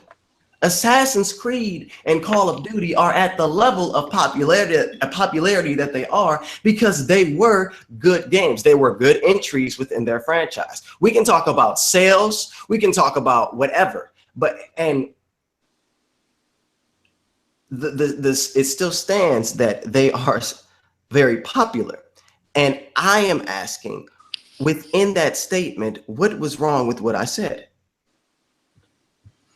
I don't know, dude. The way that you brought it up and the way that you said the quality of these games, dude, the quality overall of these games with Assassin's Creed, Call of Duty, some of them are actually pretty good with Assassin's Creed 2 and Assassin's Creed Brotherhood. And I do understand that the statement about the quality is very important. That has to matter with any game or movie or whatever. Quality is what matters. Not, it's because it's a big character like Spider-Man, that's going to get the consumers already coming at us. It's like, we got to focus on quality overall.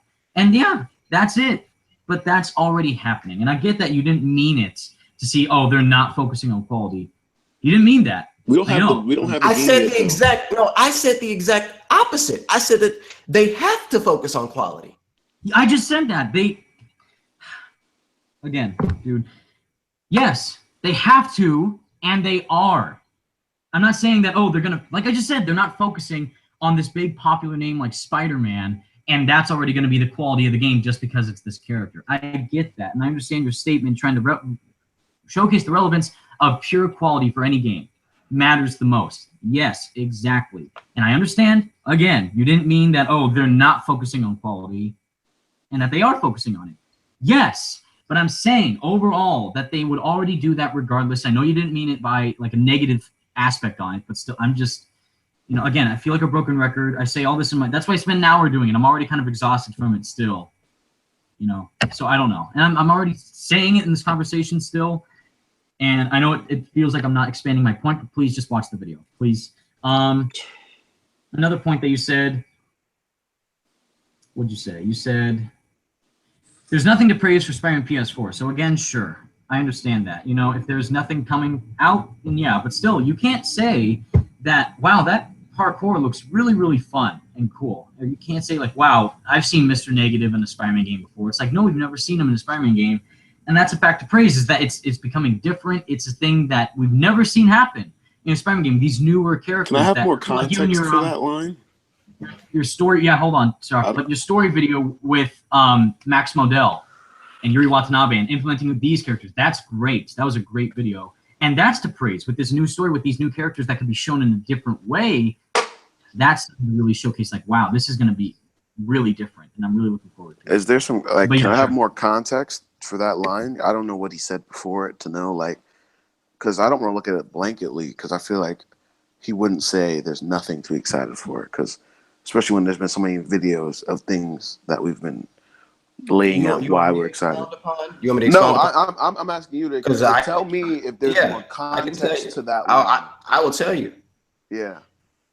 Everything that I have seen in the trailers has been things that I've seen before. Yes, for your own what aspect? What are you talking about? Wait, say that again? Everything that I've seen in the trailers I've seen before. Into the trailers. Okay. I've seen Again, disagree. Spider-Man games. What? All right. Yeah. You want me to repeat one more time? No, I heard you. No, the what for me? Definitely. I mean, look, we've had this conversation. Yeah, this is my problem. That flat out statement. So nothing you've seen so far is like, wow, that's different. Different. So the white spider symbol isn't different. Oh my God! You know what?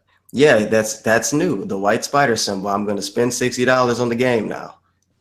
Come on. I don't think. Let's take it back. All right. Here's my question: are you asking? Because I always I've been on your streams a lot. I always understand why you're skeptical. Christ.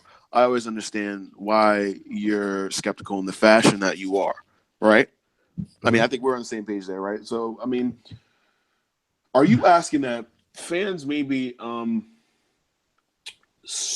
we could speak on a more I'm not going to say intricate, but maybe a little more better fashion about what exactly is so new and fresh about this game and the reason why we're in it?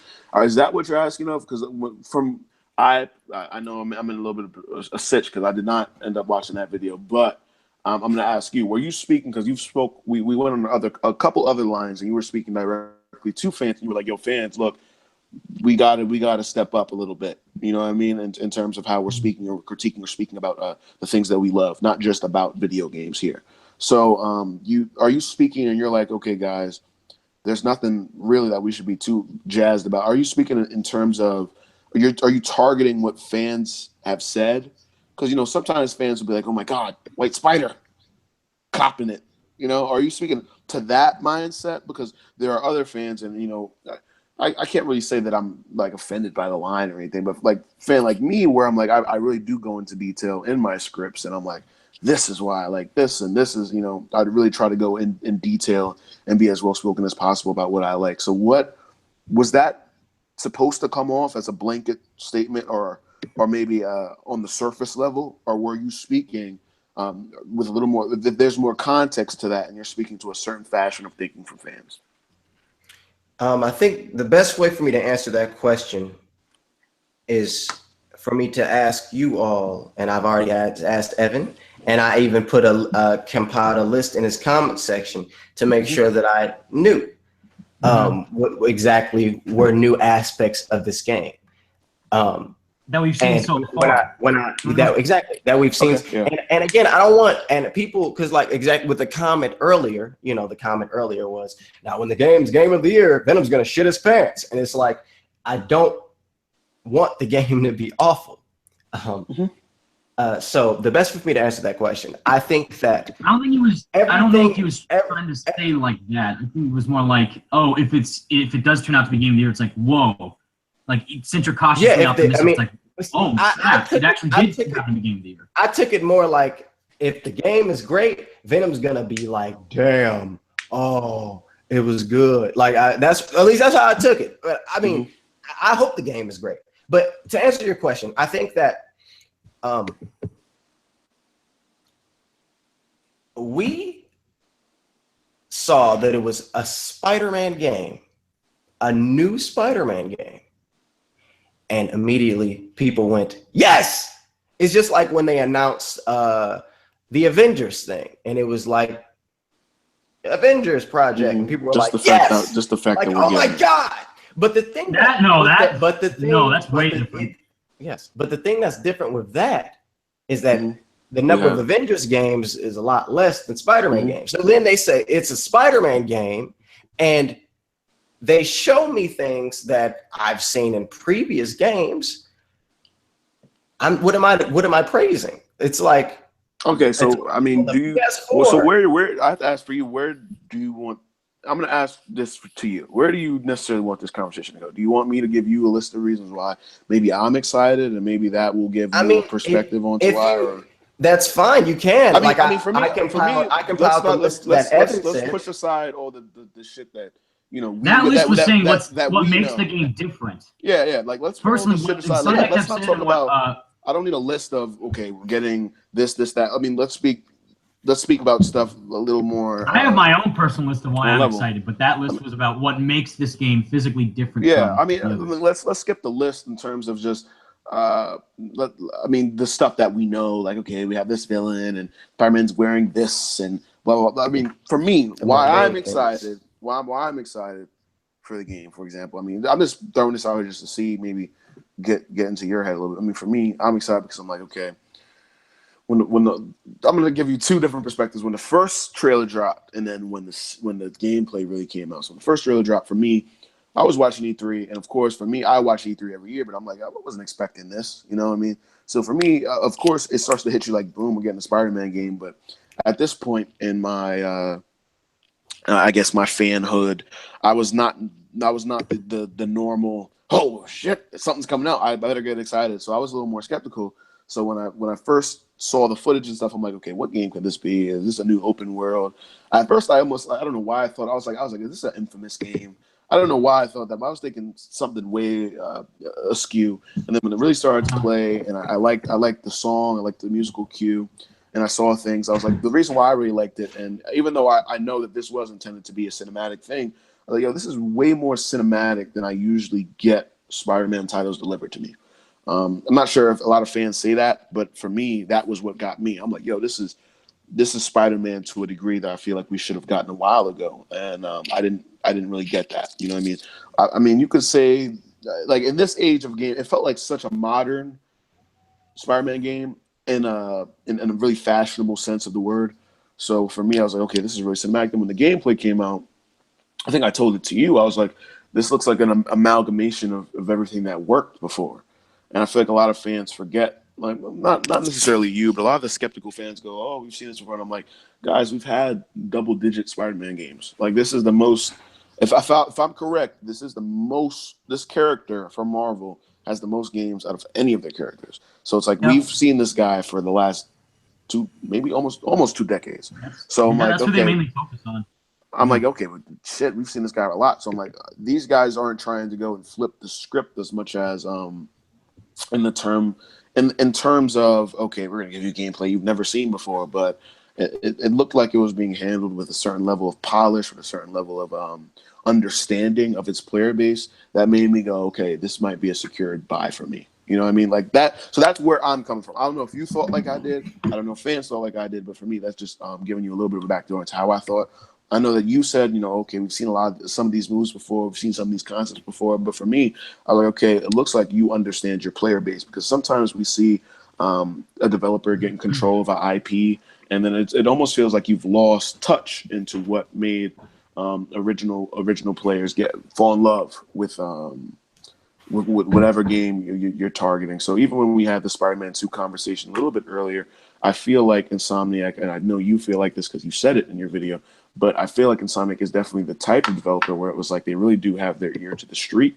I'm not sure if you guys know what that means. I mean, like they're in tune with what fans really liked and desired from other past titles, which I don't know if I could say the same for another developer. But so that was why I was excited. I'm like, I hope that gives you some perspective from me. I'm like, it wasn't as much me. I try not to look at things artificially or really be like, okay, this is Spider-Man, this is this guy. I don't really fall into I don't necessarily have a term for it, but like sometimes I'll say that like the CW does this a lot, where they'll throw comic book concepts at you, and it kind of wows the audience, but you don't necessarily get more other than that wow. So for me, seeing Kingpin wasn't the wow for me, or seeing Mr. Negative wasn't the wow for me.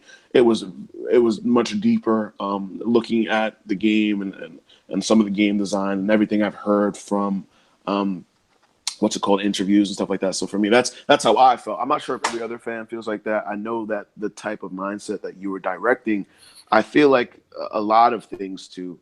But I mean, I gave you that. I mean, do you have anything more to say? Because I feel like, I don't know. I don't think that you're the type of guy to give such a blanket statement. So I really did think that there was way more context to that. You know, so maybe if you could fill me in, Venom. I'm not sure. Okay. Do you want me to tell you what would make me excited? Not as much as like, were you saying to? Because I feel like it would be like almost wrong-ish to be like, there's nothing to be excited about. You know what I mean? Because I feel like, I feel like there's always something, you know? Okay. So maybe perhaps I need to rephrase my point.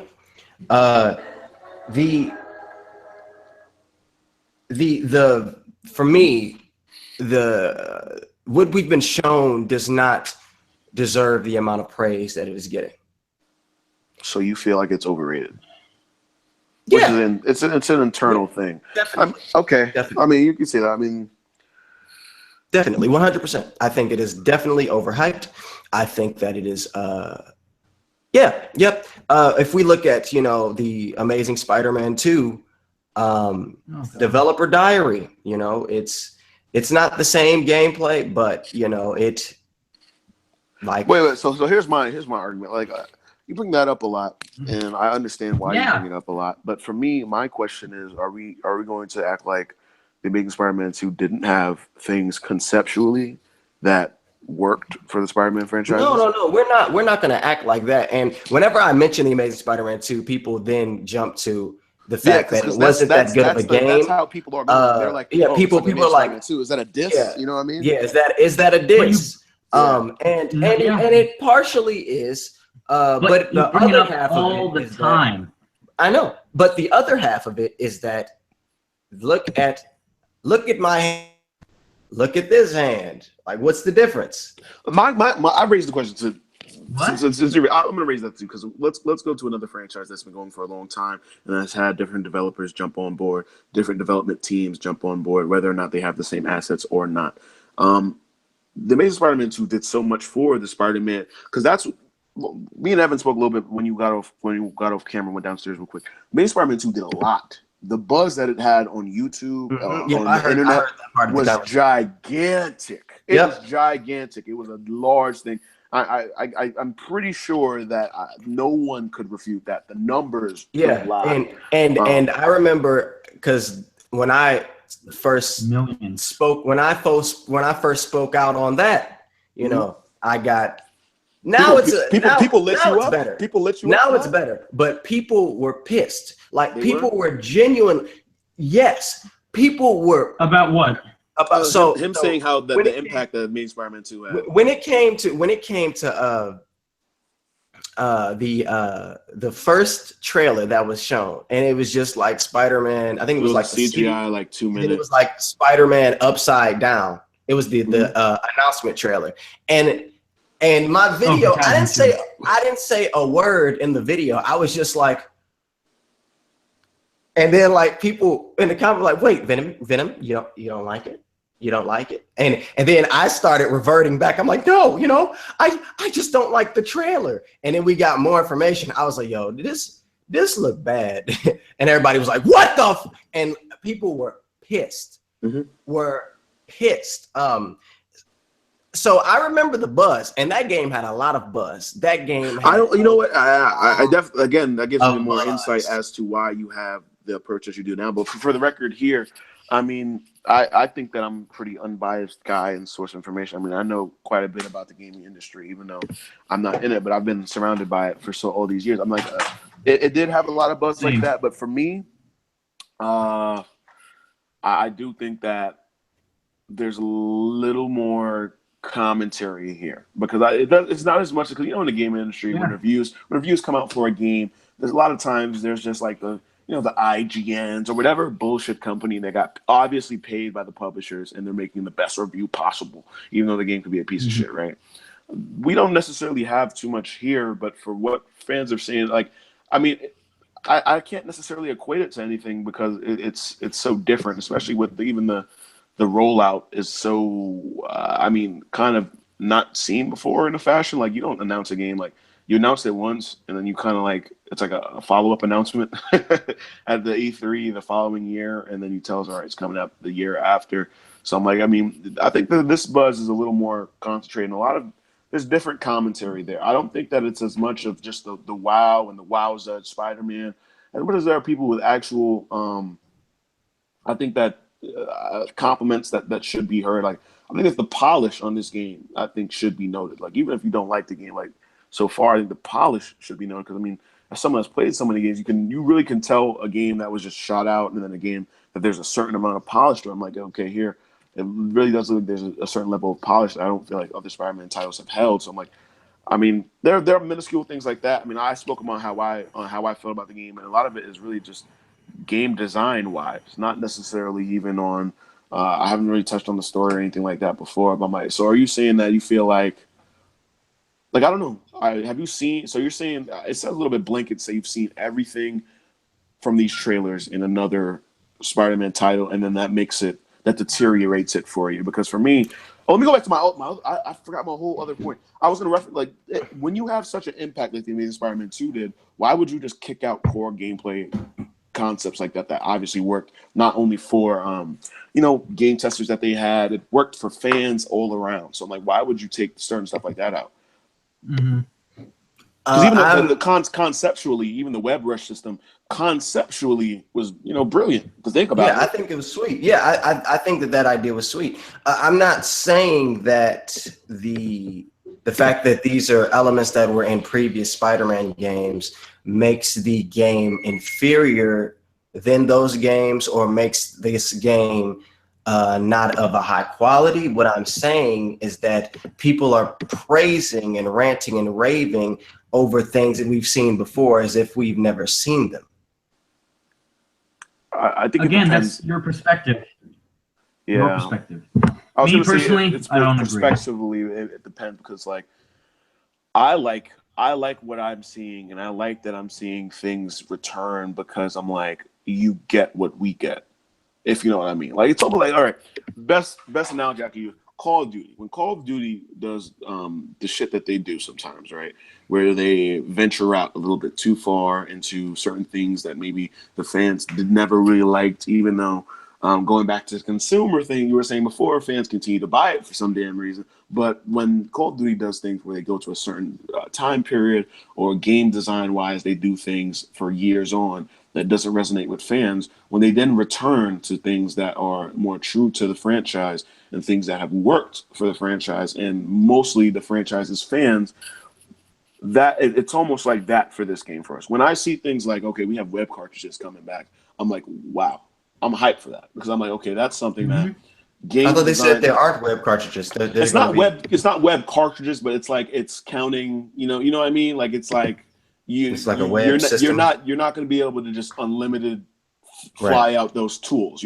So for me, I'm like, okay, that's nice because now you're adding another level of difficulty and more creativity for the player, right? Because that's I think we're not going to refute that in that original Spider-Man game for the what was it again? I forgot what it was for, the original PlayStation or something like that. that web cartridges weren't thebomb.com, or we're gonna have like that. Yeah, you know what I mean. So when I see concepts like that come back, that's the best I could relate it to. It's like Call of Duty when people see Call of Duty World War II and they're like, yeah, like there's certain shit that's coming back like I've always wanted. I think that's the best way I could equate it. For me personally, that's how it just kind of like, okay, you guys are in tune with who you're. Because if I see a whole new, brand new system, sometimes you could, and maybe the developers thought this, but again, I'm not speaking for Insomniac. You could venture out a little bit too far and then lose who you're trying to sell this game to. So I feel like sometimes I see it as a point for you, where you'll be like, okay, I've seen this before. It's something for me to be excited about. But I'm like, I don't know. Like I feel like that could be a point of excitement. I don't. Yeah. Evan, you can speak. Go ahead. I already made, again, guys, just watch my videos. I've made tons of points on this. I'm excited for the parkour. I'm excited for the story. I'm excited that the fact that they are actually implementing interesting Peter Parker gameplay. I'm going to be listening on my phone. I'll be right back. Being a scientist, again, that's something new. We've never seen Peter Parker be a fully fledged scientist that we can actually go in and experience what his life, a day in the life of Peter Parker is. And again, even though my personal favorite Spider-Man game is Web of Shadows, they never even showed Peter Parker's face. Never even showed what he looks like in the game, and that's insane. So the same thing here, like again, this whole story of Spider-Man's duality and all that. And again, this combat, even though again, I'm not saying it's going to beat the Arkham combat, or it might be, it looks really fun, in my opinion. I think it looks really, really cool. I think the way that they're saying he's like an Olympic athlete in his prime, that's what they're saying in the interviews. That excites me. And again, what you said with web cartridges, with web shooters, again, we don't know what the whole thing with that is going on. Are we going to be able to? Are they going to be like a trinket that we can upgrade? Since Spider-Man is a scientist, and in the concept art with his apartment building, there's tons of stuff near his desk that he can like upgrade stuff with. Cool. And yeah, and again, guys, I don't hate Venom. It's totally fine if he's cautiously optimistic, but I just, I feel like, again, I'm a broken record. I've said my points in all my videos. I did the hour-long video. That's why I feel like if I'm not bringing them up, I'm sorry. But just if you have time, just watch it, and you'll see where I'm coming from. Again, he makes good points, like I said. But my video was just saying, like, I don't know how I feel about some of them. Like he said, this game's overhyped. Again, it all depends on your view. The game in general can't be overhyped. It's the person themselves who views it as, oh, I'm excited, or I'm super excited. That's their own prerogative. That's not the game's fault for being excited. That's the fan themselves with that mindset. And if you blame me for being overhyped, then sure, whatever. But again, it's your option to watch any of my videos or anything like that. And the same thing with Venom's videos when he criticizes the game and makes points about the game's flaws. So again, it's like it's not being overhyped and it's not being underhyped. It's a game. Shocked, I was excited for it.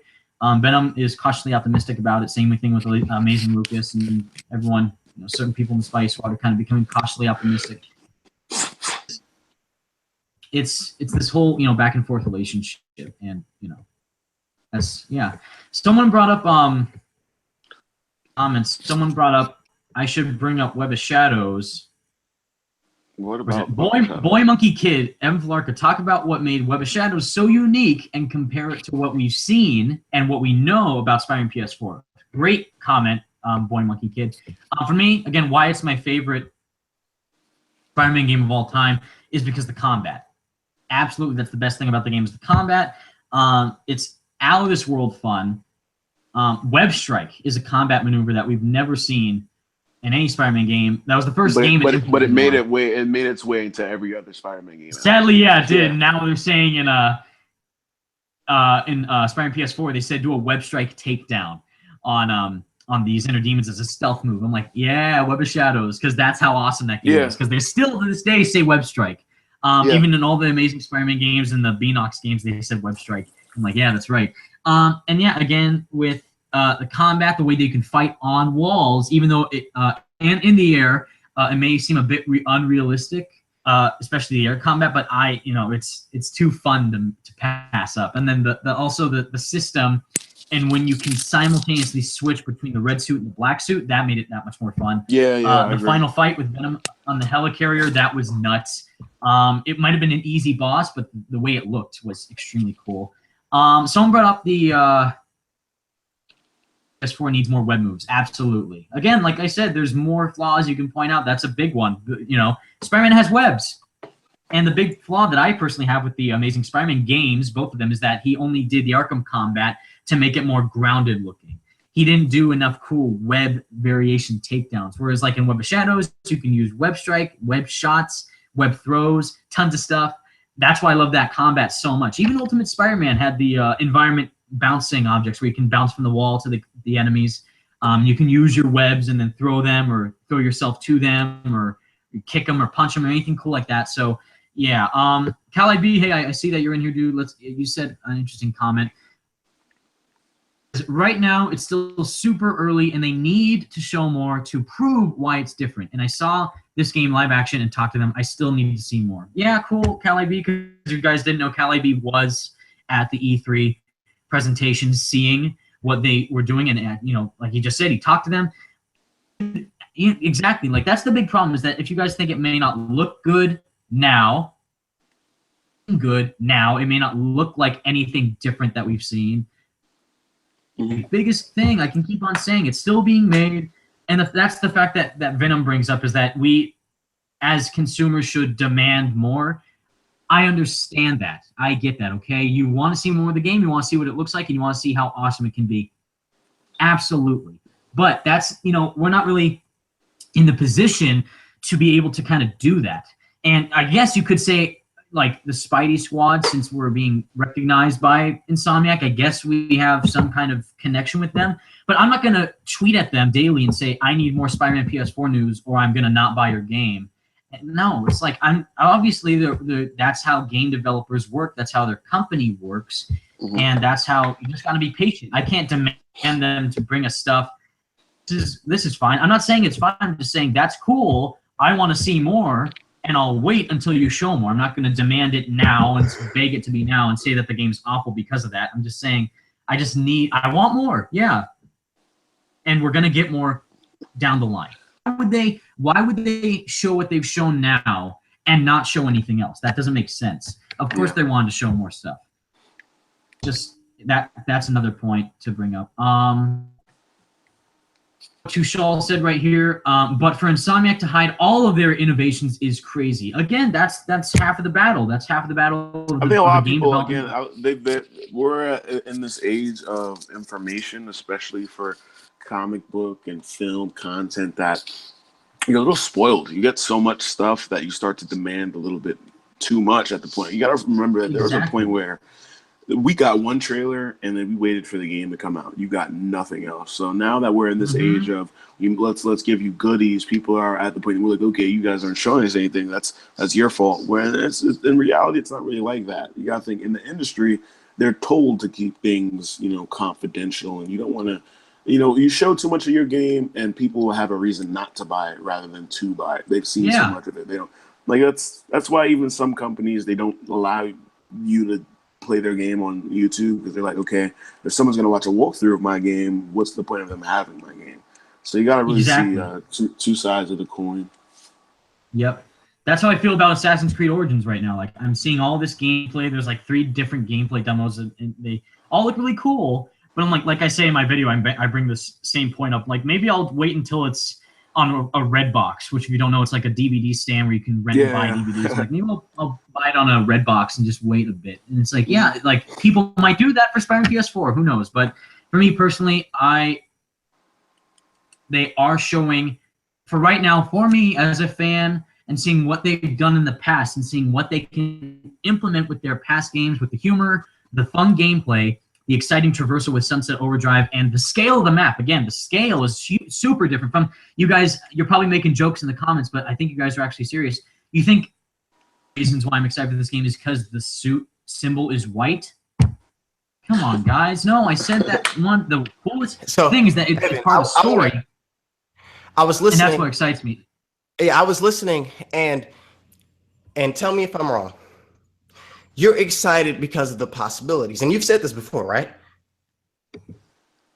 Yeah, all the stuff that they could possibly do with their past games, what they've done, and what they can, and probably will do with this game. Right. So you're idealistic and optimistic.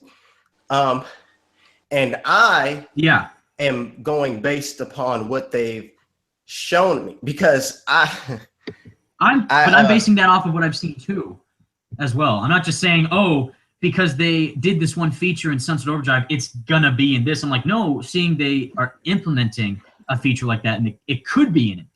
I'm not gonna say, oh, if it's not in it, then I'm gonna be super disappointed. I'm like, oh, it could be that. That'll be cool. Right, it could be. Let me move closer. Wait a minute. Damn it! I just spilled my sugar. Okay, you're excited about. You're excited that it could be, based upon past whatever. But you're excited about the fact that it could be, and I don't have any of that excitement of the what if. I think that is the disconnect. I am not excited in a tiny bit, in a single bit, on what they could do. But that's why when we see, yeah, I get that. But when we see more stuff, and then they like whatever they show in the next showcase of the game, like for example, the next thing that we see of the game in PlayStation Experience or Paris Games Week or whatever, say that whatever the next thing is, say it's going to be a trailer showing Peter Parker gameplay. So they show Peter's face, they show what he looks like, they show what Yuri Lowenthal is going to bring to the table as Peter Parker, and then they show Peter Parker gameplay as a scientist, whatever he's going to be doing is that, and just the story elements of the Peter Parker gameplay. It would be so different from what we've seen in the past. Right, that would be. Yeah, and I'm saying that they haven't shown that. You mean they haven't shown anything that's different from what we've gotten in the past? Like, no, when I was, tell me if I'm wrong, because there were points where I did have to stop listening. But it sounded like Evan was talking about, the possibilities of what they could do, because, now they have this new story. It's not tied to a movie. They're saying that they're going to be implementing Peter Parker gameplay in it. They're saying this, they're saying this, they're saying this. So Evan is saying, oh, wow, they could do this. Oh, wow, they could do that. Oh, wow, they could do that. Mm-hmm. And is that right? Right? I mean, being excited. So what? I mean, but again, I'm not saying that that's a bad thing. I'm saying where we differ is that I am not excited about the what if at all. Would you say that is that really just to do with because how you were burned with the Amazing Spider-Man 2? Because I think that you share that type of you have that type of excitement in other games. Other properties. It definitely does have a factor, but I don't think I'll be even more honest as well. Well, I haven't not been honest, but I think that a part of the reason why I am not getting excited on the possibilities is because of people putting the game so high with them showing so little, and that is annoying me. So it's like making me not like, in a way, I guess the fans are turning me away from the game as well. In a way. You have to remember. I think did you see how okay, continue. Sorry. I'm sorry. I'll just bring up this one point and then you can go on, Chuck. But Cal IB was there too, so you probably saw it. Did you see that the demo got from so many different game companies, like not just the fans but the critics? Oh, pretty much in E3 2017. Did I see what? At E3 2017, there was a wall filled with badges and awards for the demo that they showed from different game companies like IGN, Kind of Funny Games, whatever the other companies are. They gave it like Game of the Show. Great. That is great. Yeah. I can see why he doesn't really care about that, because sometimes I don't care either. I mean, that's great. They got their awards. I say this extremely respectfully too. I don't want to sound the wrong way, but I mean, in this industry where the game industry is one of the most like blatant, you got paid to say this was good. I'm not saying that this happened for Insomniac. Don't get me wrong, but like for example, there are so many games where that shit happened. What was that game? What was that? Evolution. What was it called? Evolve. Oh my God. Oh, that game? People were all over Evolve. Like Evolve was gonna be the next big thing for the gaming industry, and Evolve was shit. Holy crap. I mean, no, that sounds horrible. But that's the thing, though, is that's exact thing. Though. That's a totally different animal. I know it's a totally different, but I mean, that's just one example out of several. In this industry, it happens so often. So I understand why he might not care about the awards, but I was just saying that I understand why he might not care about awards because that happens to a lot of games. No, I'm not saying like, award, like since these companies are awarding the game, that means the game's gonna be great. It's like, no, that just shows that other people are excited for the game, and they also see it is looking cool, and the final product could be even cooler. And that's why it got all those awards. And it's not, and I'm not saying that it won't be cooler. I'm just saying that what I've seen is all right. Show me more. Yeah. No, like Cal IB. I know that Cal IB. You said Evans. He says, bro, it wasn't paid. They were genuinely impressed by the. Yeah, I know they were genuinely impressed with the demo, dude. No, I know that. Of course. You have to understand, all right, and I know how it sounds, right, and I know how it could come across. In this industry, it happens very often where people will act like one thing, and then a couple months pass, and the game comes and goes. I mean, what was the most recent? For Honor. People were all over For Honor. Right? Is that game even popular anymore? I don't know, but remember we saw videos of lines at E3, and people were like, "Oh my gosh, this is the best fighting game I've ever played." Whoa, this, that, and the third. You know what I mean? So when I'm speaking, I'm speaking from past events, and for the past like 10 years, this industry has had quite a record of like, this we're gonna give it all these awards and this and that and third. And a lot of times it's kind of like paid bias. I'm not going to say that it was like that for Spider-Man, but please understand why someone might not take it in mind. I mean, for me, it doesn't matter whether they were paid or not. Like, I don't care. Like, there are plenty of games that have gotten a number of awards.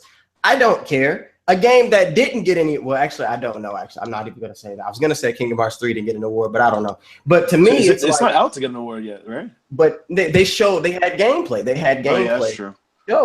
And to me, that gameplay was amazing, and it didn't get like. So then that's a good topic to bring up, actually. So why are you more excited for Kingdom Hearts 3 than Spider-Man PS4? Okay, so have you seen? Let me come back. Have you seen? Yes. So I want you to tell me something.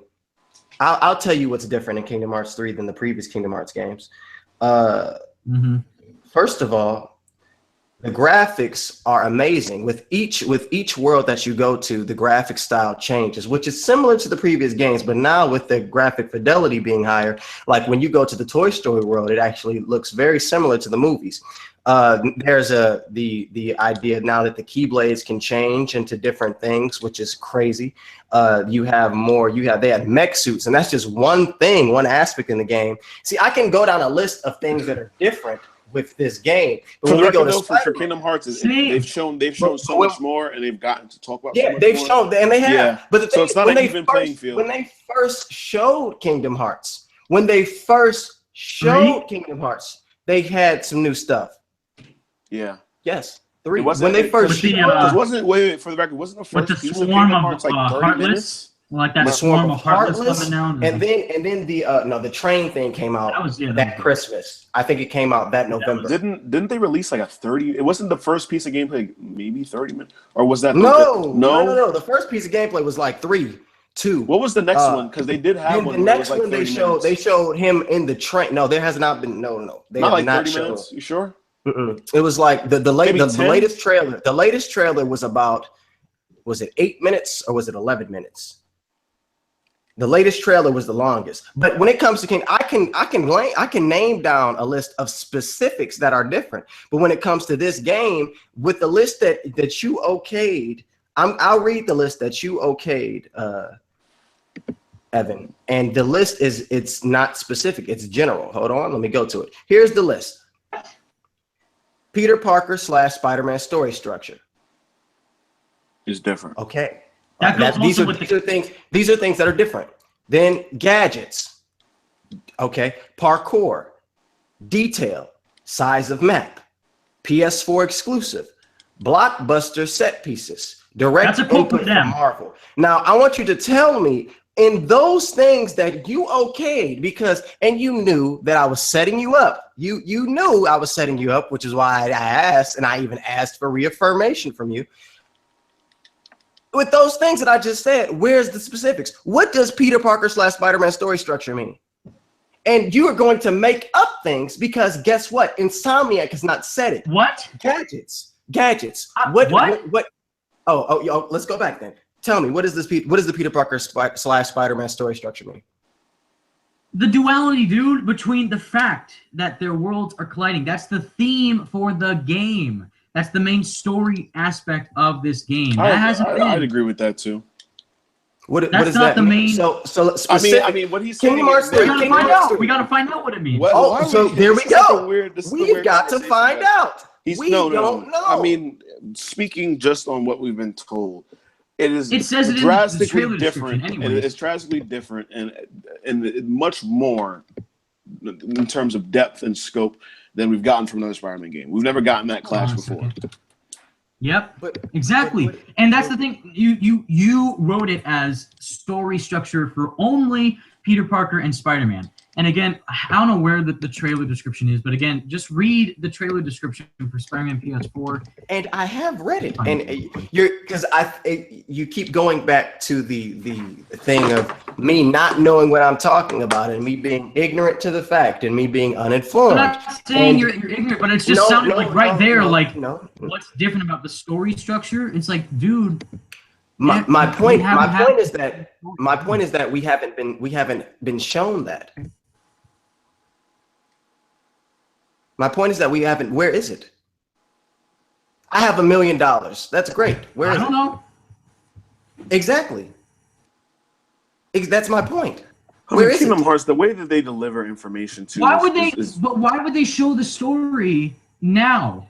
Now imagine this. No, wait. Imagine this. So you saw my my video. You said it was a great video of Spider-Man PS4, the story.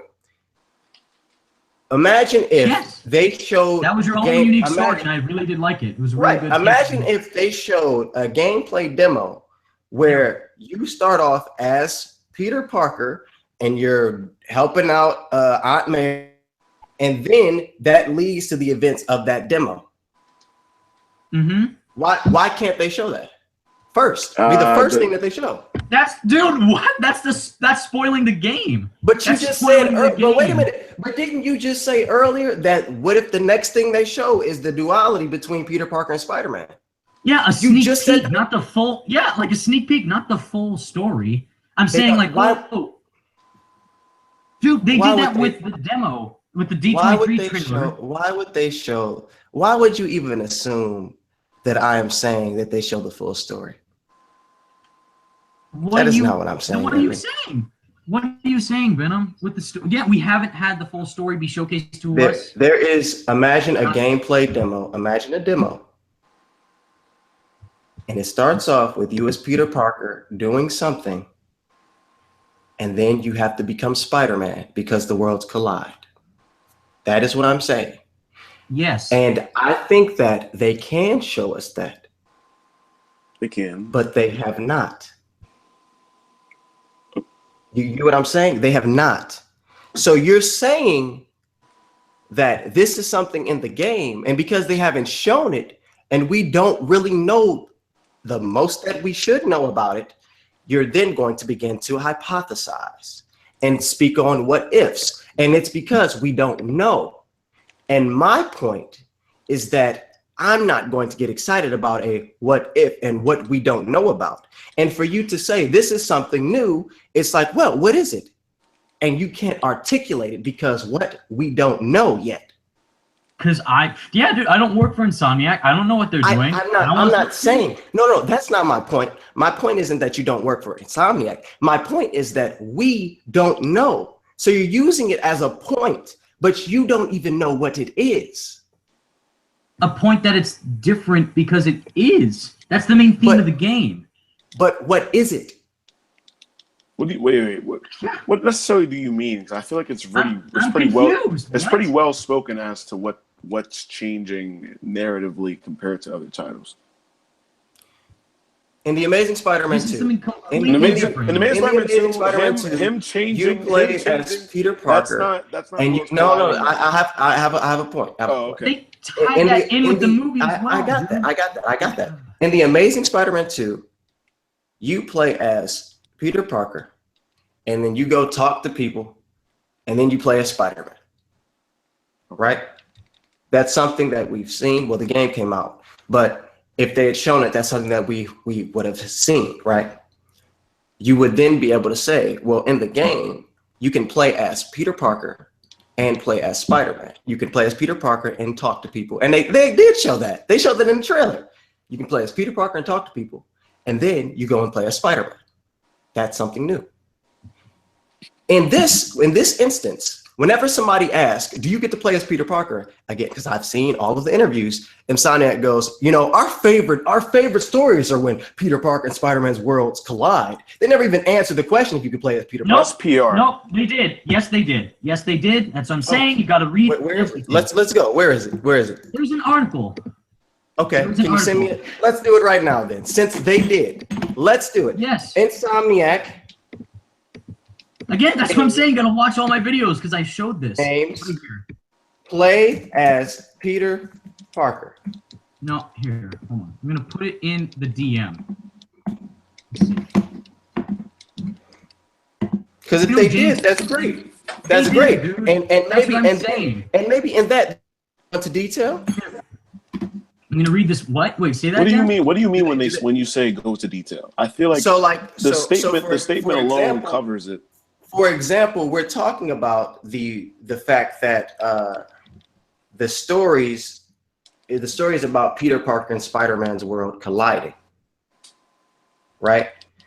Mm-hmm. If they say how they collide, like it's like why would they have to say how they collide? I mean, like in terms why of would they have to say how they collide? Yeah, why? So, like for example, it's like when you're Peter Parker, you're doing something that then would get in the way of you being Spider-Man or you being Spider-Man. I feel like they don't have to give that though because it gives you as the consumer enough of a realm of imagination. Yes, so it's like, okay, how would they collide? Exactly, and that is the main. Where's the article? Trying to surprise. Let's get the article. I DM'd it to you. I'm gonna read it right here. On Twitter? Yes, I DM'd it to your Twitter. It's a Game All Informer article of some kind. Spider-Man swings back into action. Insomniac Games details Peter Parker's awesome PS4 debut. And then on the left side of this article, on the bottom paragraph, they're interviewing James Stevenson, who is Insomniac Games community director. That's what his job is. He says, the man in the mask. Insomniac wants to make that clear. Peter Parker is as much of a character in this as the imponious vigilante, and Stevenson seemed to choose his words very intentionally when he told us, you'll be playing as both Peter Parker and Spider-Man. He said that flat out in an article. Again, some of their interviews are private, or you can only find them in certain articles or magazines. That's the problem that I do agree with, is that they're not showing that in a very public way. You got to kind of do intense research to find it. So what does that mean? That means what you just said, dude. In the Amazing Spider-Man 2, you play as Peter Parker and you can talk to people and do investigative things. In this game, you play as Peter Parker. Oh my God. Yes, you do. I get that that's not a different game. No. And what? And in this game, you play as Peter Parker and the whole story with their worlds colliding, that's never been seen as the main story for the game. For the record, I mean, this is an entirely different rollout. So you don't know if, in the fashion that you play Peter Parker, it would be directly related to a spoiler, so they wouldn't be able to necessarily show you it. Yeah, they could show it. They're the developers of the game. No, I'm talking about you don't know that it's a completely different marketing strategy. So what is that? So that dude, that's what I keep saying. So it seems like you just want them to show the whole game, and then it'll be satisfied when they show. No, I'm not asking for that, but it seems like you're asking for a little bit more than that's like, all right. They're saying that Peter Parker and Spider-Man's worlds would collide, right? You're saying how would they collide? I'm like, it's like when you ask the how, the answer from the developer, from the publisher, is going to be buy the game. That's what they'd say to you. I'm like, I'm just talking from their perspective, though. I'm like, that's what they would say to you. I'm like, what you're asking? What do you mean? What are you exactly asking for? You're asking how? It's like, okay. So are you anticipating seeing how? Because that's what they want you to be. In the gameplay the demo that we got, Peter says that's Martin Lee. The developers have said Martin Lee is Aunt May's boss. Mm-hmm. What if they showed the meeting of Martin Lee and Peter Parker? How is that a spoiler? We already know that. Well, then you got to go to marketing strategy. What are they going for first when they show you a new game? What do they want to show you first? Say that again. What did you say? I said I don't know what just happened. When they're showing off. Internet. Okay. When they're showing say that again. I heard none of that. You didn't? Okay. So when a developer or publisher is showing off gameplay at an E3 event, what are they most likely to show you? Are you asking aspects of the game for aspects of the game, for a new IP aspects of the game that'll make people say, "Oh, I want to get that." And that's not always for the general audience. That isn't always going to be meeting what's his name. Well, if we want to talk about marketing strategy, they showed this trailer and didn't say nothing for an entire year. And I agree with that. That made me mad. For the record, they didn't say anything, and then for months we speculated millions of views worth, and what did that do? Yeah. It generated what? That's like it made people go, "Wow!" You can be like, "I'm making an album. I'm gonna put out one song. It's gonna come out in a couple of months." Thanks for the one song. We have nothing else. So now you're forced to talk. Going back to my point, we don't know what this system is, what the story structure. We can talk about their worlds collide, but we don't even know what that really means in terms of this game. And we don't. It's never been in any other game, so that was the base of his point. Yes, but okay, go ahead. I'm listening. So did they do that for Arkham Knight then when they showed what the story was for Arkham Knight with Arkham Knight being Jason Todd, spoilers, and the fact that Joker's going to be in your head the entire game? No, that's the story. Did they mention the fact that Joker was in the game? They mentioned he was dead. They said he wasn't. That was about it. Exactly. So what is that point? What do you mean? They said it like a million times in their interviews and talking that Joker's dead. He's gone. He's physically dead. But they never said that, he's psychologically still in Bruce Wayne's mind. That's right, yes. That's they my never point. Said that. But with so that's what I'm saying. That's part of the story surprise. That's what they did say that this is a game where Peter Parker and Spider-Man's worlds collide. What does that mean? In Arkham Knight, it's supposed to be left subjective though. So now what you're saying is they don't need to show that? The same thing with Arkham Knight. What I'm saying is when they say something like that, right? Their intention is in you're lagging. You're like lagging. What I was saying was I never switched my position always was that's the point though. When they say that line, like it's supposed to, because you gotta keep in mind this is PR after. So you gotta think what they showed them fighting enemies, they showed them sneaking up. Every game does that. After they show some footage, you're gonna have your criticism, and you'd be like, okay, are we gonna end up seeing this or are we gonna see that? And then they say something, they leave it pretty open ended for you. Sorry, I see the criticism. Evan, you started lagging, so I don't know if you heard anything. We didn't hear anything. I didn't hear. Did you hear anything I said? Because I was talking about Arkham Knight. Go ahead. Okay. Just saying, Rocksteady teased that Joker is dead. Now, it's not teased. They said he's dead. Psych, he was psychologically in Batman's mind the entire game, and that they kept also teasing. Same thing with Insomniac, what they're doing right now. They kept teasing that Scarecrow is the main villain in Arkham Knight. Psych, it turns out actually the entire time Joker is the main villain. So people now keep saying that with Mr. Negative. People think that Mr. Negative is the main villain for the game. Not the case at all. They already confirmed that he is a villain. That's another thing. They confirmed that Mr. Negative is a villain in the game. And that that's another thing. They can't spoil the story because it's like, what's the whole thing with Norman Osborn being mayor? what's going on there? It's clearly not Nissan. Crap. Can you guys hear me? Hello? Hello? Yeah. There's two of you, but it's fine. I don't know why there's two of me. That's strange. Hello, clone. I don't know. You know, it's just they keep showing all these different aspects of the story, giving you a slight glimpse of what it could be. And I do agree, obviously we want more because we want to see what the full extent of it is, but they're not going to tell you it right off the bat. But you just said they keep showing. What do they keep showing? What do you mean? They keep in the interviews. Yeah. Aunt May works for Mr. Negative at the Fee Shelter. Peter Parker in the demo says Martin Lee instead of Mr. Negative. So this is the first time he's discovering that this person that he knows and respects, Martin Lee, they also said he's this well-known philanthropist in the city who runs these homeless shelters in the city. My aunt happens to work for this guy who I really respect. And now I'm trying to track down this leader of this gang, this Inner Demons gang.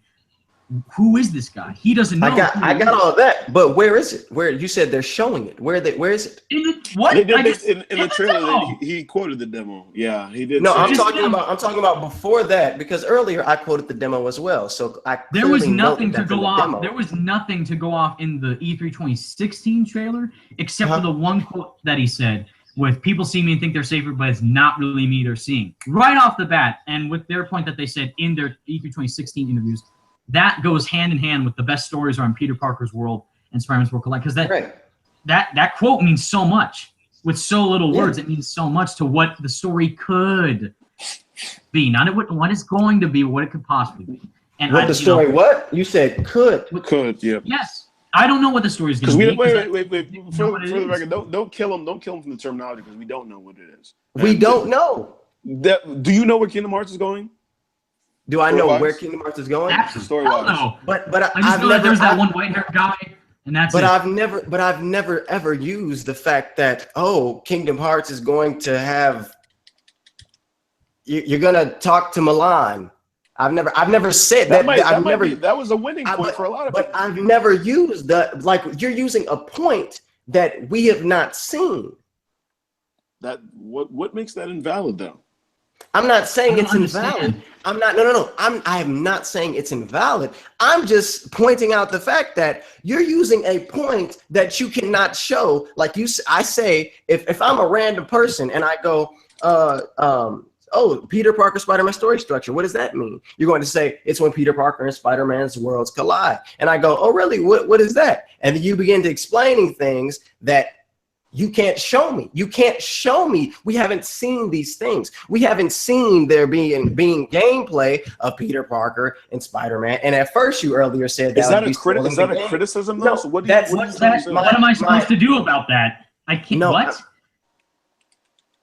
I get it. That's the company's job to release that. Yes, that they should show more of the Peter story and show if we can play as Peter. What are we gonna do? That sounds like more of the rollout when the year of the game, not 2 years. Yeah, that's more of a launch trailer.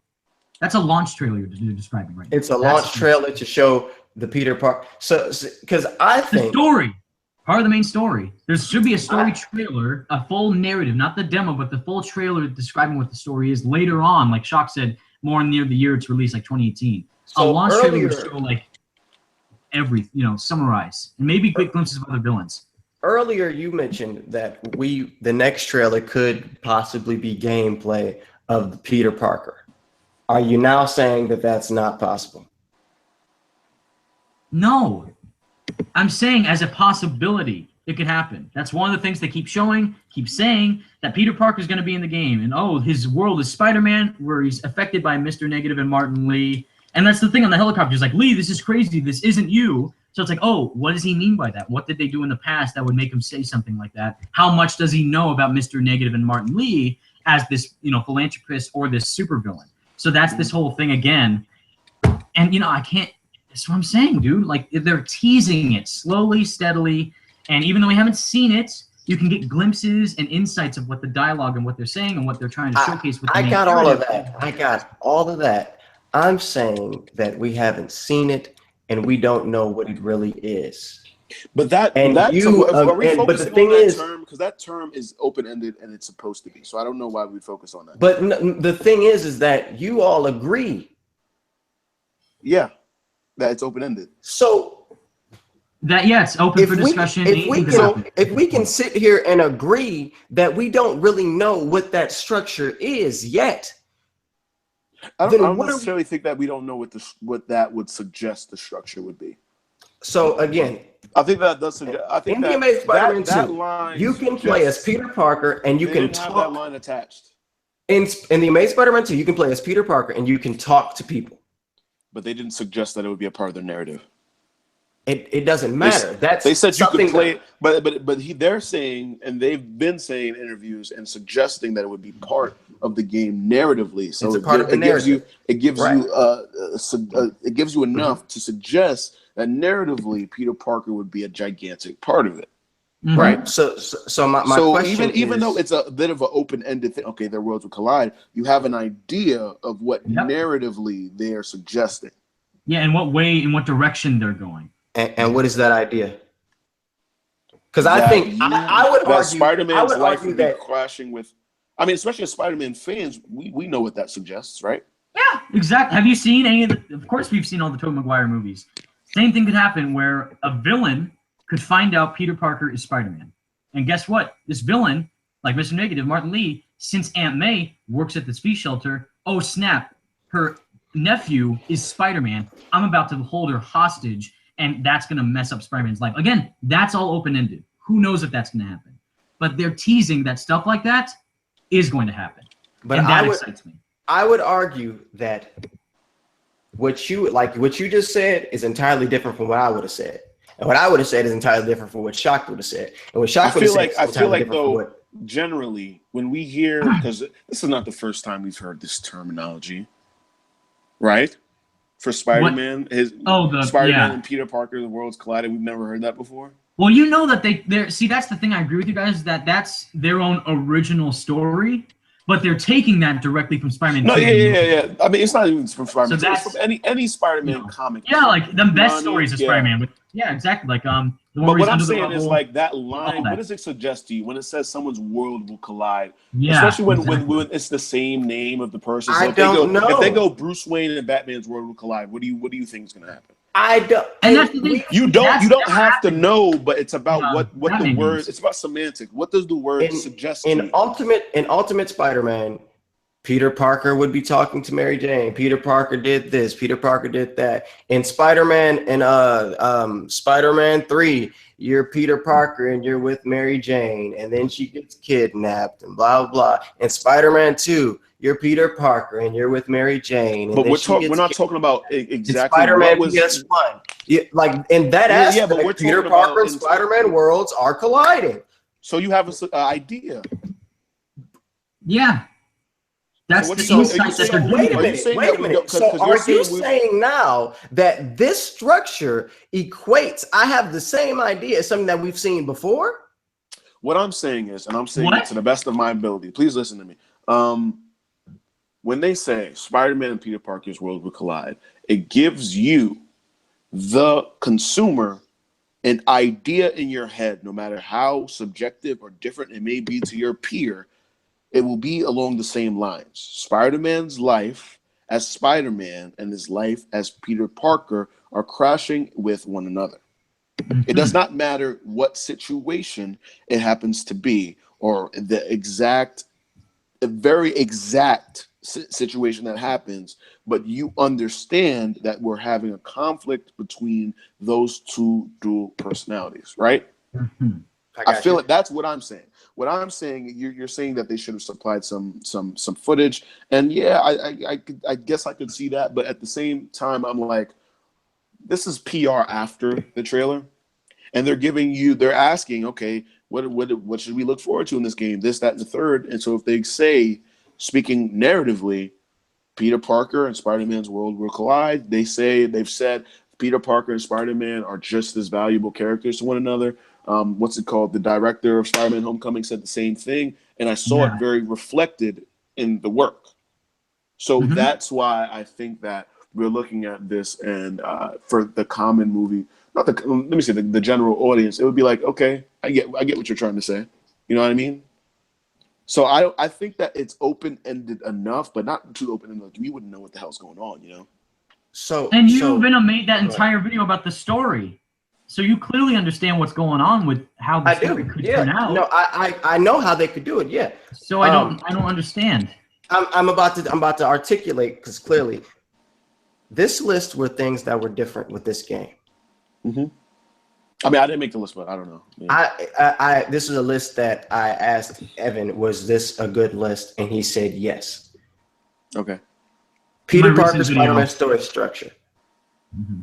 This is like we're discussing. These are notes though, so let's articulate that. Yeah. That we have so far. Again, exactly now. What we are discussing right now is a system, or not a system, but within the story, the life of Peter Parker collides with the life of Spider-Man.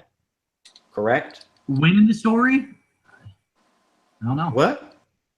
You said we're talking about a point.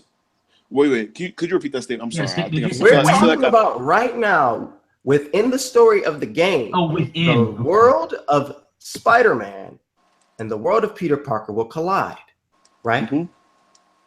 Yes. Would an example of that be Peter Parker is with his aunt, and his aunt works for so-and-so, who becomes a villain. So he kidnaps his aunt because he knows that Peter Parker is Spider-Man. It could be. That's like one of a million. That would count as Spider-Man and Peter Parker's worlds colliding. Mm-hmm. That is something that we have had already in Spider-Man 2. So now, how is this different from wait. Let's stop that there. Oh, yeah. Because let's stop that there because I even broke it down. So we can speak. So are we're gonna use that to its detriment, because that's something that's true to the character. That's something that's true to the so now it's in all the games. So now it's not even new. So now we're going back. No, narratively, they have never been as important. They've never been as thread together narratively. I keep saying that's not been like that in any game. Do you recall having a situation like that in any of these games like that? Absolutely not. When it was a main part of the narrative of the game. I'm not talking about the situation in the game. Yeah. I'm talking about it's a core element of the narrative of the game. Exactly. If I tell you, if I'm talking about Uncharted and I go, Nathan Drake and his love for treasure hunting will take him on his darkest endeavor yet. Yes. You're gonna go, that happened in Uncharted 1, 2, and 3, or exactly. No, it's connected. It's connected like directly that whole scene to the narrative.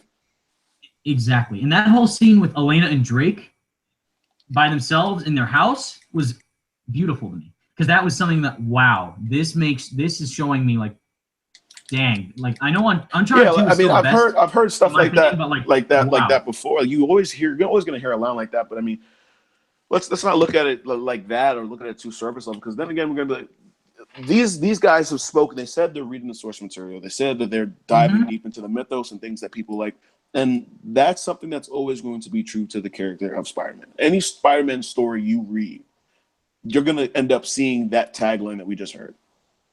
I mean, that's them, but why it's significant in this space, in this gaming platform, is because we've never seen it narratively be that important. Exactly. Because in Spider-Man 2, it could have happened, but was it really like this is what the whole story is going to be based upon? Right. Exactly. We don't know what we're. That's the scene with the Amazing Spider-Man 1 game where Kurt turns into Lizard, and then he is trying to fight off Alistair Smythe, and then Alistair Smythe cures Spider-Man, plagues him or whatever, and he has no powers, and then he gets his powers back by going after the snake robot, and then Gwen is trying to she's infected, but near the end of the game she's trying to build this hunter robot to try and cure the plague virus around the city, and then Lizard is going after Gwen while Peter is still trying to save Gwen from the Lizard. So that's a cool thing, but that was one part of the game. This is the that was the entire game. Element.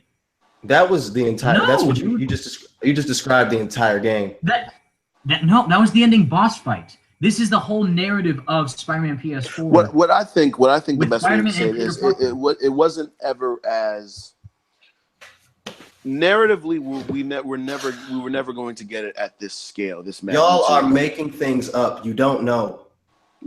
They said it to me. Dude, this is what they said. I'm taking this is their what word. They said. What do you want me to do? Now you're making anything up. Taking their word, and I say, okay. That's what they said. Wait a minute. Because they're making the game. But I just broke it down. Aunt May being Peter's aunt. You're making up a scenario as the line wants you to. And you said that one out of a million. Count. Yeah. Let's go to the Amazing Spider-Man 1 game. Gwen is Peter's girlfriend. She works at Oscorp. My point now is that you guys, because at first I was not here. Now it sounds like you're basically talking about something that is not new. It's new. It's to the gaming space, right? To the gaming space. We have never had a narrative, story-wise, the entire game where it was based around that one thing. Yes. That one thing. What they're saying is, you could think of a million things. We've seen it in the comic books before. Could it be Peter Parker's trying to maybe do certain things in his life that Spider-Man won't allow? Could it be that Peter Parker is getting frustrated that Spider-Man is now taking over more of his life than it has before? There are a lot of things that it could suggest, but the way that they're speaking about it, they're speaking about it to a certain magnitude that suggests that it would be a core element of the game's narrative. Now, that has not been you're talking about the games themselves. We're not talking about the games themselves. We're talking about what developers have spoken about. And to build upon that, the fact that this is the first thing I've actually ever encountered in any Spider-Man game is that they've actually settled on an exact age of Spider-Man and the actual amount of time he's been Spider-Man. He's been Spider-Man for 8 years, and he is 23 years old, and he just graduated college at Empire State University. That's never been fully analytically discussed over and plotted as the main story element of the game, showcase that in the narrative of the game. I don't know what's so funny, but this is what they've said, and this is what they are saying in all their interviews. I don't get it. It's funny because the Amazing Spider-Man 1 game was about curing Gwen. And that was Peter Parker and Spider-Man's worlds colliding. And you're telling me that this is different because, and beginning to hypothesize, because Insomniac has not said what makes this different. And instead of you saying, you know what?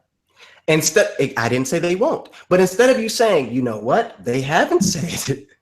You are hypothesizing and you are creating scenarios and you're trying to make my point invalid. And no, I'm not creating scenarios about what? You're trying to make my point invalid when in actuality, Insomniac has not said what makes this different. And now, beforehand, I was saying we don't know. Now, did we claim that Insomniac said that it would make it different? So that's my opinion. So wait a minute, hold on. They pointed out a lot of different features. Let's go back. Hold on, because now we're saying that's not what this conversation is. This list that I created on Evan's video was a list of things that made this game different from I don't know what words necessarily to use because I felt like I was using the best vocabulary I had, but I feel like maybe I'm not saying it to the I'm saying, right? Okay, here's the best way I could put it. This game narratively has been, the developers have suggested, the gameplay has suggested to me, though we have not seen the suggested. I got it. That's what I'm saying. Just suggested. I'm there. No, I'm there with hypothesizing. I understand. I understand. They have suggested that this game is entirely about the worlds of Peter Parker. Yes, there we go. Okay, I got that. No, I'm already there. You say it, so I can't. I'm already there. Okay, I'm already there. But what I am saying is that an example of this could be, and you even said yes. Yeah, I agree. But an example of this could be Peter Parker's girlfriend getting getting infected and almost dying because of Peter Parker being Spider-Man and Spider-Man then having to save her. And that is a game already. That is what I am saying. And so now we bring this back all the way home to this list that I created. And this, no, we're bringing this all the way home now to this list that I created on Evan's channel, in which Evan said, yeah, that's right. Because those are my facts. That's what they've shown. I made that in my video to showcase what they've said, not me. And this list were things that made this game different from the past games. But the first thing on this list is something that has been in a previous game. Yeah. Okay. So let's speak that blanketly. Yes, it sounds like that. But I think that what Evan was trying to say with this, because from how I have interpreted it and how I've been going about it, I thought that it would be, okay, we're seeing this at a magnitude, maybe a little more intricate than we did before, or at a level that we are. We absolutely are. That's all I'm suggesting. I'm not suggesting that this is new and we've never seen it before. I'm saying it's being suggested to me. No, I'm suggesting that this is the theme of the game. This is the main story element of the game. That was I understand it from what the developers keep shoving down my precisely. Throat. No offense to Insomniac, I mean that in the most joking manner possible. But what they've been saying to me is, "Hey, we're gonna see these fellas clash." I'm like, okay, all right, you guys are saying it a lot, so I'm expecting that we're gonna be seeing it to maybe a different level than we have before. Maybe it's going to be more internal conflict than we have before, but they've been mentioning it a lot. So I feel like maybe you're misinterpreting me. I'm not hypothesizing what I think it'll be. I'm merely going off of what I was suggested. That could be entirely different when I do have the product in my hands, but I do not know. I'm going off suggestions. So if we were talking about Arkham Knight years ago, we would have been here talking. I would have been like, hey, the developers have spoken, and from what they've suggested, the Joker will not be in that game.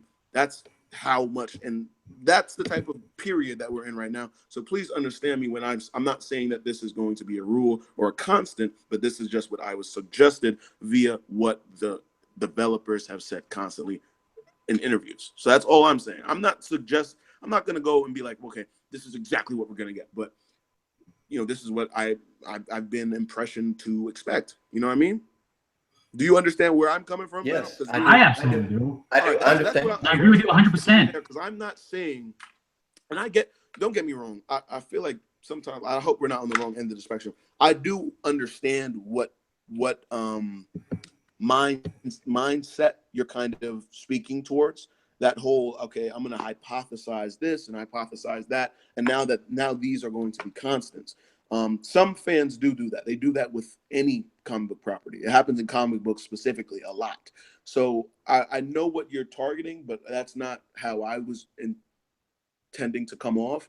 I was more so speaking on what the developers have said and what I've imagined that we should get from what they're saying, not what I'm imagining in my head. Like, this is the scenario that we should expect, So I'm speaking just in terms of the narrative. I'm expecting something fresh. In terms of maybe more internal conflict, stuff like that, when it comes to me hearing that Peter Parker's Spider-Man's lives will clash.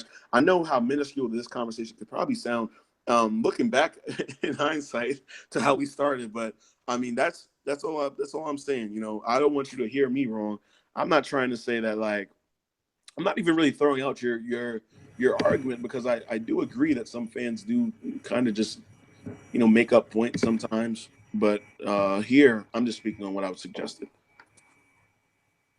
Absolutely. And to kind of recap with that awesome point, with the story's trailer, or the game's trailer in E3 2016, the direct quote from Marvel's YouTube channel when they had this video upload on their channel, the direct quote from them says, Marvel and Insomniac Games have teamed up to create a brand new and authentic Spider-Man story. This isn't the Spider-Man you've met before or seen in a movie.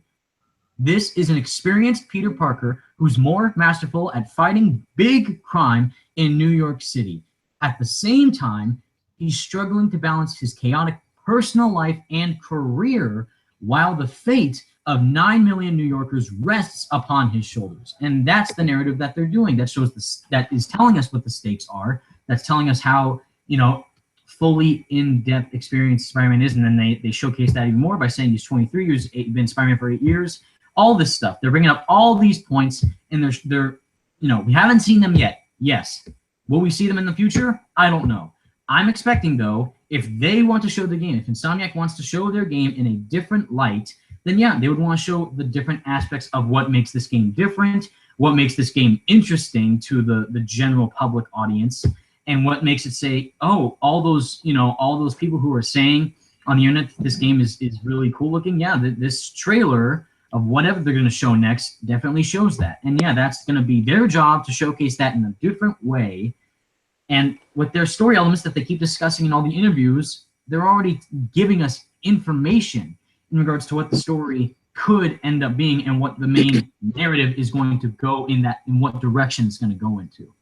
And that's why I'm excited. And that's why I see it's different from that main narrative, from the main plot, from the main theme of the game being that whole clashing duality. That's what I'm excited for, and that's what I see is different about the game. And yeah, your list, again, the scale of the map, once again, is massively different. 4 to 6 times bigger than Sunset City. That's insane. And again, that's just a map size, so whatever. I get that, but still, that, again, shows we're probably going to go on different islands. We might be able to. That excited me too, because I was like, I used to hate that. Yep. You swinging, and then there's like an invisible wall, and you're like, oh. I know, right? That was in Web of Shadows, and I was like, oh, that's Insomniac in one of the interviews, they did mention Manhattan. They said that they'll have a big Manhattan to swing around. I don't think that means we won't get the islands, but I don't know. Queens again. That says the article. Spider-Man developer says that its Manhattan map will be 4 to 6 times bigger than its last open world. That's what the article says. The full interview. Let's see. Is there a quote from in the interview? He said it too. They said it. So I don't know if that means we may not get the other islands. James Stevenson said the map size is probably 4 to 6 times that of Sunset Overdrive. Insomniac community director James Stevenson said Sunset Overdrive was Insomniac's last open world game. It came out back. Okay, so yeah, they're just going. Yeah, I don't know if they haven't said we'll be able to go to Queens. Hopefully we can. But I want you all, before we move on from that, I want you to understand that I understand what you're saying, but what you're saying is filled with wishful thinking and hope. And by me saying that, I'm not saying that doesn't mean that, it won't happen. I'm not saying that doesn't mean that the story won't be new and have this refreshing system of being Peter Parker and Spider-Man, and that the story won't be tied to Peter Parker and Spider-Man and the fact that those worlds collide. That's not what I'm saying. I am simply saying that we don't know. And we don't. We don't know the fashion of which we don't. Exactly. That's what I've been saying from the beginning. You don't say that. You said we don't know, and then sometimes it leaves it too. We don't. We don't know. Just for the record, just for putting it how the fan views it. When you just say we don't know, when you say we don't know compared to we don't know the fashion of which how, it comes across. Do you know what I mean? It comes across differently. That's why people freak out at you sometimes. No, people freak out at me because I'm talking about Spider-Man. That's why people freak out. No, we're not, dude. Everybody. Even if I wasn't doing YouTube videos, that's not the case at all. Now you are judging your fans' views on what they see your videos on. That's not right. We're saying that because wait. I'm judging my fans' views on what? I don't know what that. Yeah, you're saying that you just said that people are saying your videos are in a negative aspect. If you talk about anything bad about it, is because it's simply because it's Spider-Man. Yes, that's not the case. That is the case.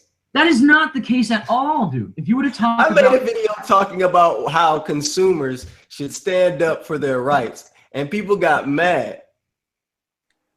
What? Because you talked about it in a really, really weird way. Okay? No, because I talked about Spider-Man. No, you didn't. If you were to talk about Uncharted or Days Gone or God of War, and I saw it, and even if I wasn't that excited for God of War, which I'm actually not, I'm like, it looks cool, I'll probably get it. But I'm like, I'm not obviously the same level of excitement as I am for Spider-Man, but I'm like, yeah, if you say that, Kratos' son, his voice actor sounds like a little girl. Oh, we as a consumer should voice that opinion to Sony Santa Monica and say, yeah, this voice actor should be changed. That doesn't equate. It's not. So it's not. That doesn't equate. That doesn't. It's not like subjective. I don't agree. Then I don't know what your point is, man. I'm not understanding. What he's saying is when you're being treated wrongly as a consumer, and there are business practices that are being snide, they're being used towards you. That's what he's talking about. So when he, like, for example, when there's really bad DLC being delivered to you, when there's games that aren't done yet being delivered to you, that's what he's speaking about. Not necessarily about minuscule things like, oh, this voice actor sounds whiny or whatever like that. Like, you know, that's not what he means.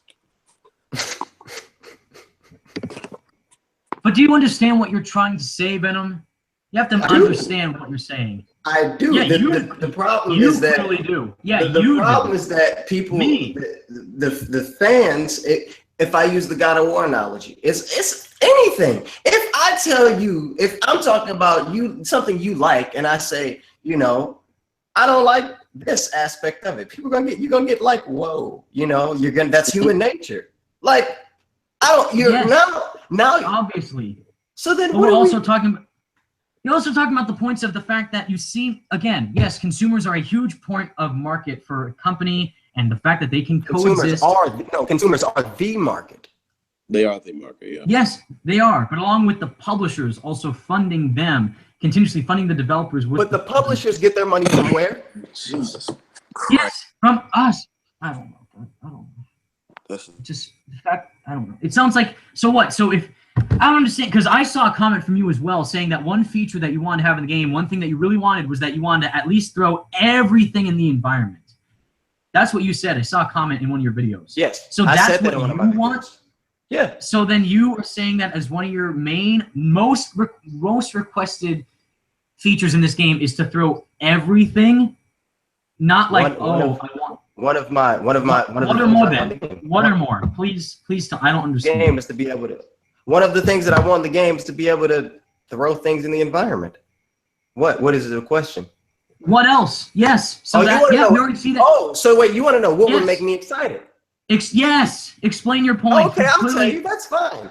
So what would make me excited is if they made a Spider-Man game in which the life of Peter Parker and Spider-Man collided, right? And it's like the missions are tied to one another in the sense of that you have Peter Parker missions and Spider-Man missions, and they overlap, meaning that when you're doing things as Peter Parker, you may not Spider-Man, and that will affect the story, and vice versa. That's what I would like, kind of like an RPG style thing, or an RPG structure. I think that would be really cool. And then I would love the fact that if you could like, then you should have played Spider-Man UE4.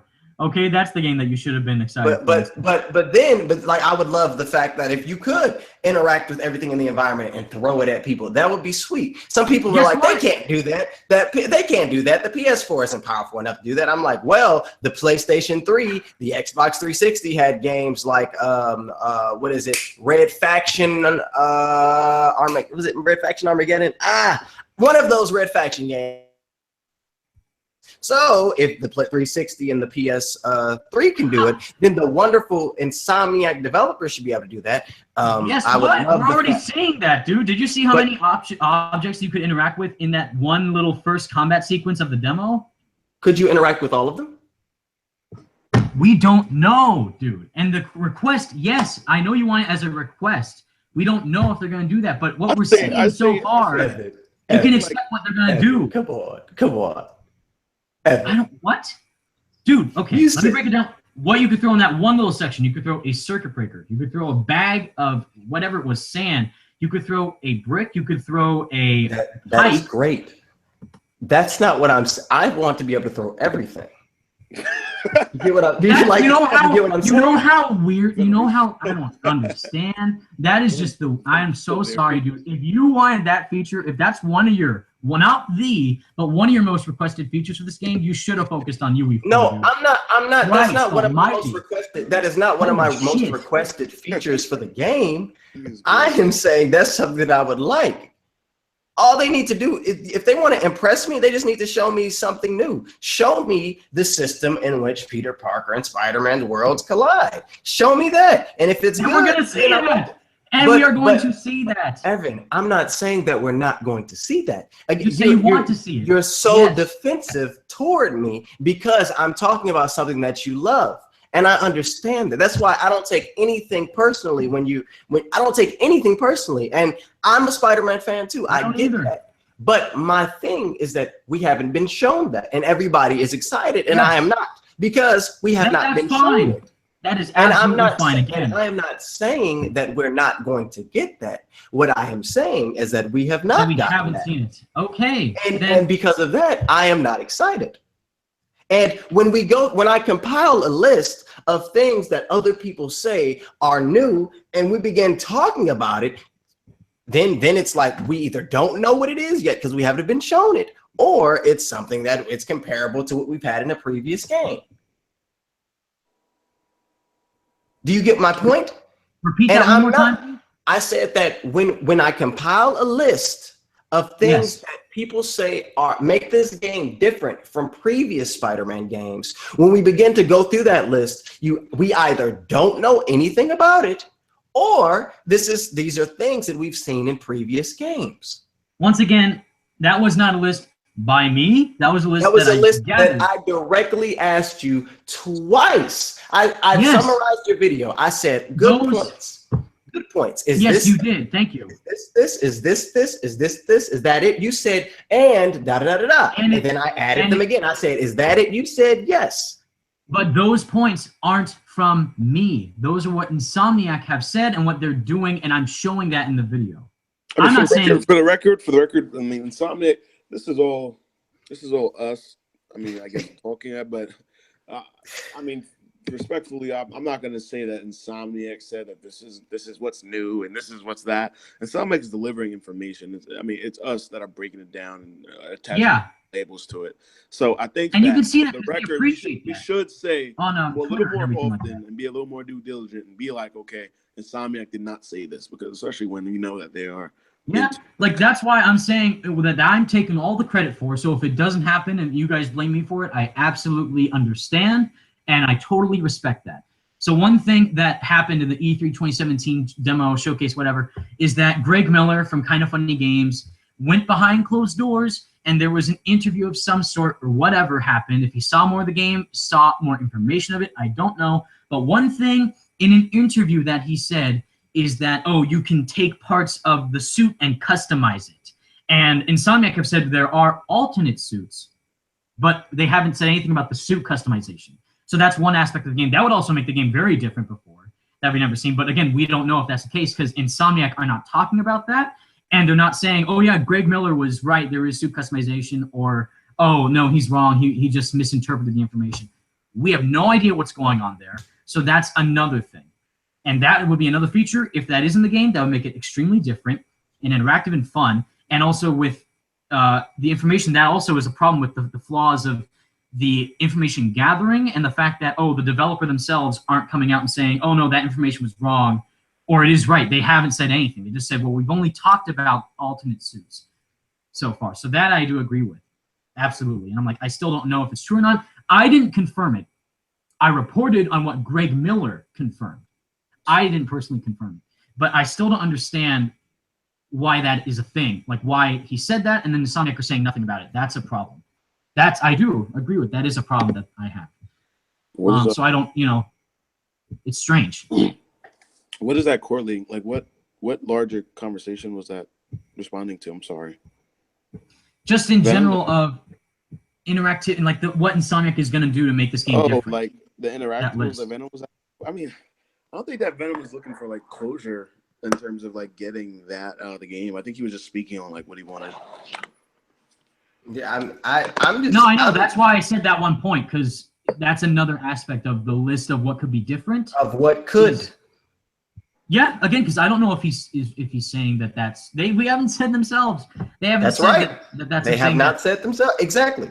That's why I just said, but you can't say that about the story or the gameplay or why they haven't done anything to make it seem we just went through an entire thing on. We broke down the Peter Parker Spider-Man story structure, and it all boiled down to we have to wait and see. Right? We just did that. That's what we're doing right now for Kingdom Hearts 3, dude. Exactly. But for Kingdom Hearts 3, at least I've seen things that make me go, this looks different from the previous one. That's exactly how I feel about this game, though, man. I don't understand. I know that's how you feel. And what I'm saying is that I don't. And then you say, well, what's the same? And then I begin to talk about it. And then you say how it's different. And then I say it's not. That's how it goes. You say it's not. It ultimately boils back down to we have to wait and see, which is my entire point. People are excited and putting this game up on this pedestal. We love Spider-Man PS4. I love it. And then it's like, well, what is it? Insomniac hasn't said yet. They didn't show us this yet. We don't know what this is. Yet it's so amazing. But what is it? What is it? What is it? Web tunnel. The web tunnel is new. What is it? What? A method of traversal. You know that scene, Shocked, in the demo where Spider-Man dives through that sign? Where he's chasing after the helicopter and he dives through that hotel sign? And you guys called it what? It's no, it says that on the lower right hand of the screen. It says press R2 and L2 to activate a web tunnel. Amazing, Lucas pointing that out, dude. You're the whole reason why I was able to do that video, so thank you. And yeah, that's another thing. I didn't even catch that. That's what I'm saying. That's what I'm saying. That's another method of traversal. That's the web tunnel. Yes. Do you know what that looked like? Yeah, you know what I'm about to say. You know what I'm about to say. What did that look like when he went through that tunnel? What did it look like? What, fucking web rush? Fuck yes. off. No. Yes, it did. Yes, it did. Come on. How, yes, dude? Wait, so how are we delivering it? Like, it's only web rush. So that's the same. So you're saying, oh, the webs stick to buildings, therefore it looks like Spider-Man 2's web swinging. Okay, so with web rush, the fact that that method of traversal was directly quoted from Beanox as acrobatic gymnastics. This is fully interactive, controllable parkour. And this method of traversal, this one method, probably out of several, what we saw also in the D23 footage, where he is wall running up the building and then he dives over the building with the Amazing Spider-Man 2 method of swinging, like from the movie, not the game, the movie, that scene from the movie with the water tower, and the same thing here with the web tunnel. It's totally different. Again, Brian Antar said you can do parkour inside and outside. Where's Venom? I'm right. Oh, there he is. He said you can go parkouring inside and outside of buildings. You can control it wherever you want to, on top of rooftops, inside of all that. So it's the same thing with the web tunnel. We can go through signs while chasing after the helicopter while like an action sequence is happening, or just free roam. You don't have to. Yeah, whenever you want. What? Venom, you're trying to move this conversation a little bit forward. It kind of feels like, not being a douche here, but we're kind of wasting all of our time. I mean, our conversation hasn't moved anywhere in the last. That's what I've been saying. That's what that's why I've said in the video. Do you guys have something that you guys want to really shoot the shit about, or like, I don't know. Like, we've already been, and I've been saying like I'm going in a circle. I've been a broken record with all my videos, which again, you said you haven't watched all of them yet. If you're planning to watch them, then you'll see where I'm coming from. Watch this video, man. Watch this video. What's wrong with you? But I feel like when I watch the videos, I'm going to have either my opinion is going to change or it's not, and if it doesn't, then it'll just go back to me being uninformed and not knowing what I'm talking about. No, the fact that you're not uninformed, you're not flip-flopping. Again, you're cautiously optimistic. That's fine. But the fact, if you see a video from me discussing a certain feature theme, so what's one that I did?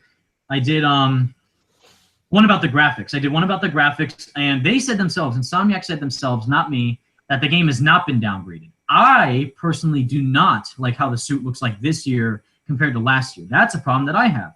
So that I can, and that's my personal flaw. But it is all about just making sure that you do know that the game wasn't downgraded and it wasn't, switched in a lower way in the process. They made changes to the textures of the graphics, and they made it so that way when you are in fact playing the game, the visual aesthetic of the cinematic way of viewing Spider-Man is more like a parody. You can see it in a more, to make the textures pop. That's what they said. So, that's another thing. So I don't know if you knew about that, but now you know. And yeah, it's the same thing with the Peter Parker gameplay. Oh, okay. Well, I haven't spoken about Spider-Man PS4 in a couple months, so.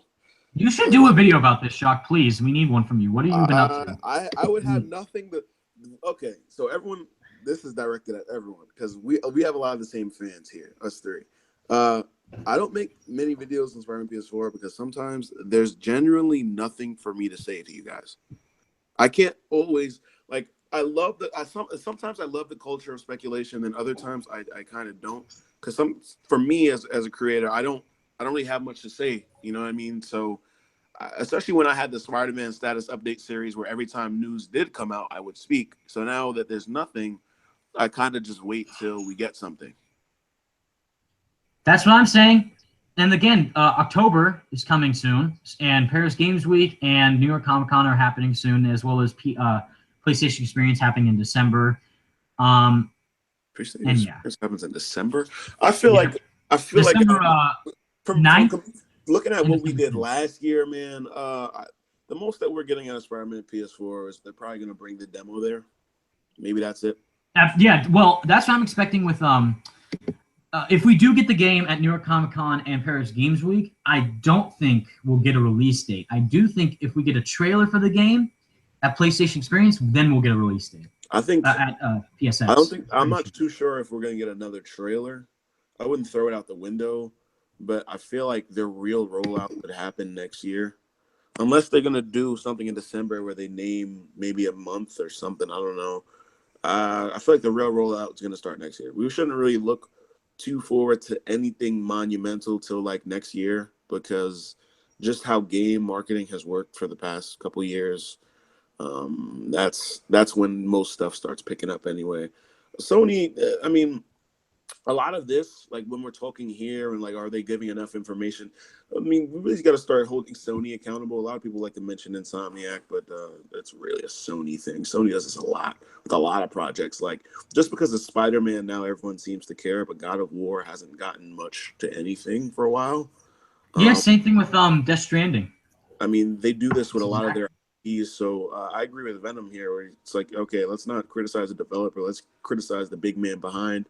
You guys have a problem with having this information delivered to you in this fashion, then maybe say something to Sony. That's the most that we could really do. And when I say something, that's what Sony, I keep saying. I don't mean send a letter. I mean like maybe I don't know, voice your concerns via money wise. I mean like maybe don't watch PlayStation Experience or don't do this, don't do that because you're not happy with how they're running things. I mean. Venom, would you agree? I mean, I'm not sure if you've been looking at the other Sony titles, but I have. Yeah, I have. They announced a whole bunch of stuff early. I mean, but it's not just them. It's Rockstar does it. Like it's the culture. It's the culture. At the same time, like I do hear it, but sometimes I'm like, you know what, guys, maybe we're a little bit too spoiled. We get so much information these days that sometimes people are like, oh, you guys better show me more, you know? I'm like, I don't know. But I don't feel like I don't feel like we're spoiled. I feel like we go, thank you. It's like, thank you. Like we allow it. Like we don't get that. We get information when they want to give us information. When you say we allow it, what do you mean? Because before we're getting more information compared to before when we got less. So what do you mean? Yeah, exactly. You're asking me? What do I mean? In the past, in the gaming industry, right? We got less content. Right, because of the technology. Technology was different. It depends. It's also with the state of journalism changing. Technology with development for a game. It's more so the state of journalism. Really. I don't think that's what I meant, but okay. Okay. I'm talking about social media. I'm talking about the ease of access to information. Yeah, that's what I'm referring to. Yeah, yes. Do you get what I mean? I'm not sure. I can't really. You're saying that? Do I think that we're spoiled because of us having that ease of access? I'm saying, do you think that maybe sometimes for fans where it's like, okay, like what's the best? Like maybe even the Wonder Woman debacle, where people are like, oh, I'm not seeing enough Wonder Woman. I guess they're not marketing right. You know what I mean? Like stuff like that where fans will like, excuse me, they'll act like we're not getting enough of something. One more time, just so condense that. This is the most information that we've ever got about this game yet. And then in E3 2016, that's when we had nothing. That was wait, so we're talking about the game? We're talking about Spider-Man? I thought we were talking about in general. I'm speaking openly. I wasn't talking about Spider-Man. I was talking game industry wise. Do you feel like sometimes I don't know. You know what? I'm starting to shift my stance because I don't feel like, because I feel like all games not all, but a lot of big budgeted games go through, it's like the announcement and then I can't talk about that. The weird pause. Yeah. Like, I feel like that's what all the games go through. So I have a problem with you. I'm not defending Insomniac for saying, wow, they showed enough information last year to keep an average fan excited. No, it kept me excited because that was what I was focusing on as a content creator. And I don't think there's anything wrong with that. Also just really excited for this game. Yeah, and I don't think there's anything wrong with that. And I was saying that they didn't show me enough to get excited, and everybody is excited, and I'm not. And I don't think it looks new, and I don't think it looks anything worth me getting excited. And people get mad because they're like, "Why aren't you excited? You call yourself a Spider-Man fan, but you're not excited." And I'm like, well, I'm not excited because of this. This looks like that. And then they go, well, you're nitpicking. Or then they go, well, you're hating. Or then they go, well, you're wrong. And I'm like, but you asked me what I thought, and I told you. And it just because of it would have been one thing why don't you like it? I don't know. But it's like, I don't like it because it looks like this. And then I show what it looks like. And it does look like it. And people even say it looks like it. But then they go, no, blah, blah, blah. You know, for me, I never discredit other people's opinions. I love hearing other people's opinions. I never say that, someone else is wrong. I say what I want to say, and then I listen to what they have to say. And if there's a dialogue in which we can understand each other, I try to have that dialogue, which is the entire purpose of why I was going to watch the video, which is the entire purpose why I was like, oh, you're in the chat. Well, then maybe you should just come in here and then we can just talk. That's the entire purpose. And it's like when we have these dialogues, I'm not afraid to ask questions. I'm not afraid to ask what you mean.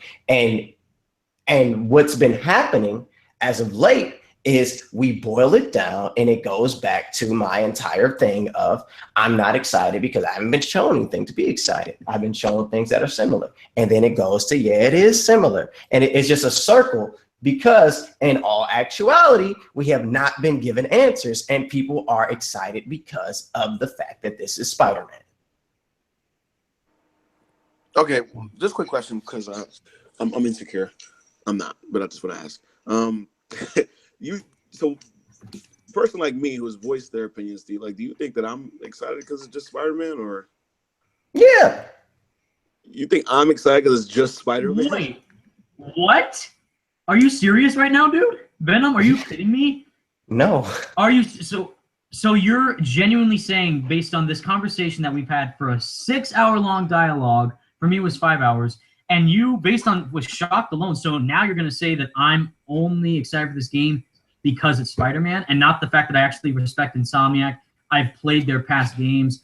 I've seen what they've done, and I'm really excited to see what they can do now.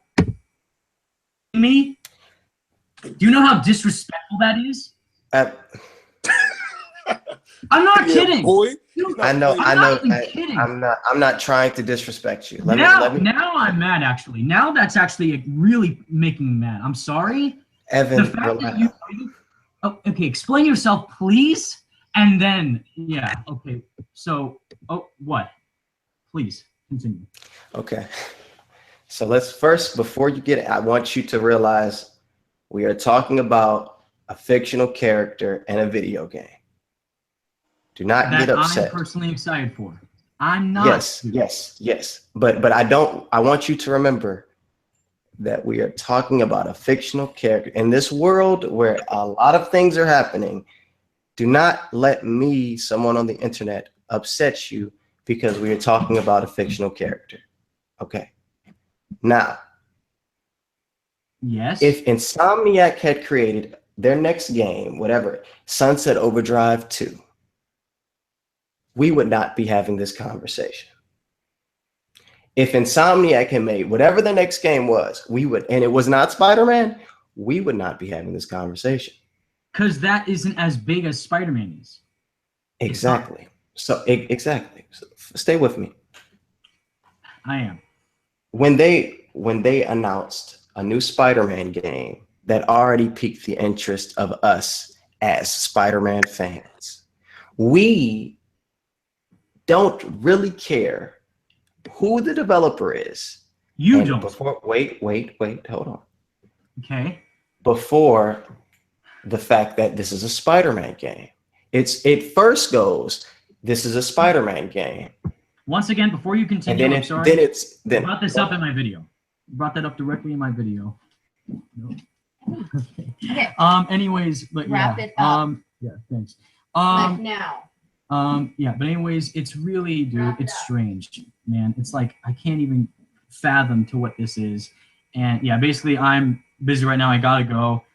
Okay. And I just can't. I don't want you to take offense to, because I'm not saying that, and I don't want you to think I'm saying you're mindless. I don't want you to think I'm saying you're a fanboy. What my main point is that if this wasn't a Spider-Man game, we wouldn't be having this conversation, and we all acknowledge that. And the fact that it is a Spider-Man game, and the fact that we are Spider-Man fans is a large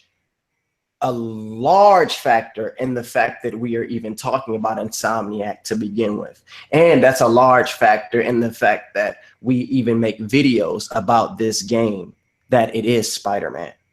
I don't want you to think that I'm saying that you are mindless. I'm not trying to be offensive or disrespectful, and I don't want you to get upset with me in that regard. I am saying that we are Spider-Man fans, and we are seeing something that we like in this media that we like, and therefore we want it to be great. And the want for it to be great varies, because as we had this conversation earlier, you are very hopeful, and your words are, I am cautiously optimistic. And when we have these conversations, we understand where my point is, me being cautiously optimistic and you being extremely hopeful. And I think that that has to do with the fact that this is a Spider-Man game. That's what I'm saying when I answered the question that shocked was excited because this is a Spider-Man game. And that doesn't mean that everything else within it is not of relevance, because it definitely is. I don't think if they had a Spider-Man game come out and you playing as a stick figure, I don't think that you all would be, oh, that looks amazing. I think some people would, but I don't think you all would be, oh, that looks amazing. Yeah, I don't think that you're blind. Yeah, I don't want you to misinterpret what I'm saying is you being blind and immediate, because Evan, I don't want you to think that I'm offensive. I'm never trying to attack anybody. In my videos, and it seems as if you felt like my videos were directed toward you, and they weren't. I never directed them toward anyone. But I never said that they were. And I didn't feel that. Right. Yeah. Okay. Cool. And I don't think that you all are blind, and I don't think that. We have our own experiences that have led to us having our own perspectives, and those perspectives have influenced our thoughts toward this game. And I understand that, and I respect that. With that being said, I think that my perspective is that I am a Spider-Man fan, but I am cautiously optimistic toward this game. And I think that when it comes to answering Shock's question, that you all are Spider-Man fans and you embrace the fact that this is a new Spider-Man game being made by a developer that has a track record, and this is being made by people that care. And I'm saying that I have not been shown anything. And you all are saying, well, have faith because of these people having the capabilities to do what they have done. I didn't say have faith. For me, I just put out the facts that I've seen, and that correlated to me and my feelings. I mean, the only reason why. Okay, guys, I gotta All right, go. Thanks, man. Thank you. I'm so sorry. I did not mean to offend you if I did. Yeah. All right. Have a good day, Evan. Okay. Thanks, guys. Okay. Bye. Yeah. Let's move this conversation on a little bit because I feel like no offense to Evan, or I feel like I wasted like an hour. So it's fine. I mean I know what you were, and I feel like I don't even want the chat to get me wrong because me and you were on the same page most of the time. Like I hope they know that. Like me and Venom are usually on the same page, but I mean, like, I guess Evan took that a little too hard. Like I knew what you were trying to say towards me, but even though I don't really think I'm like that, like I said before, like right. Like when the rumbling started happening, because you remember when they started happening, right? When they were like sucker punching on developers game.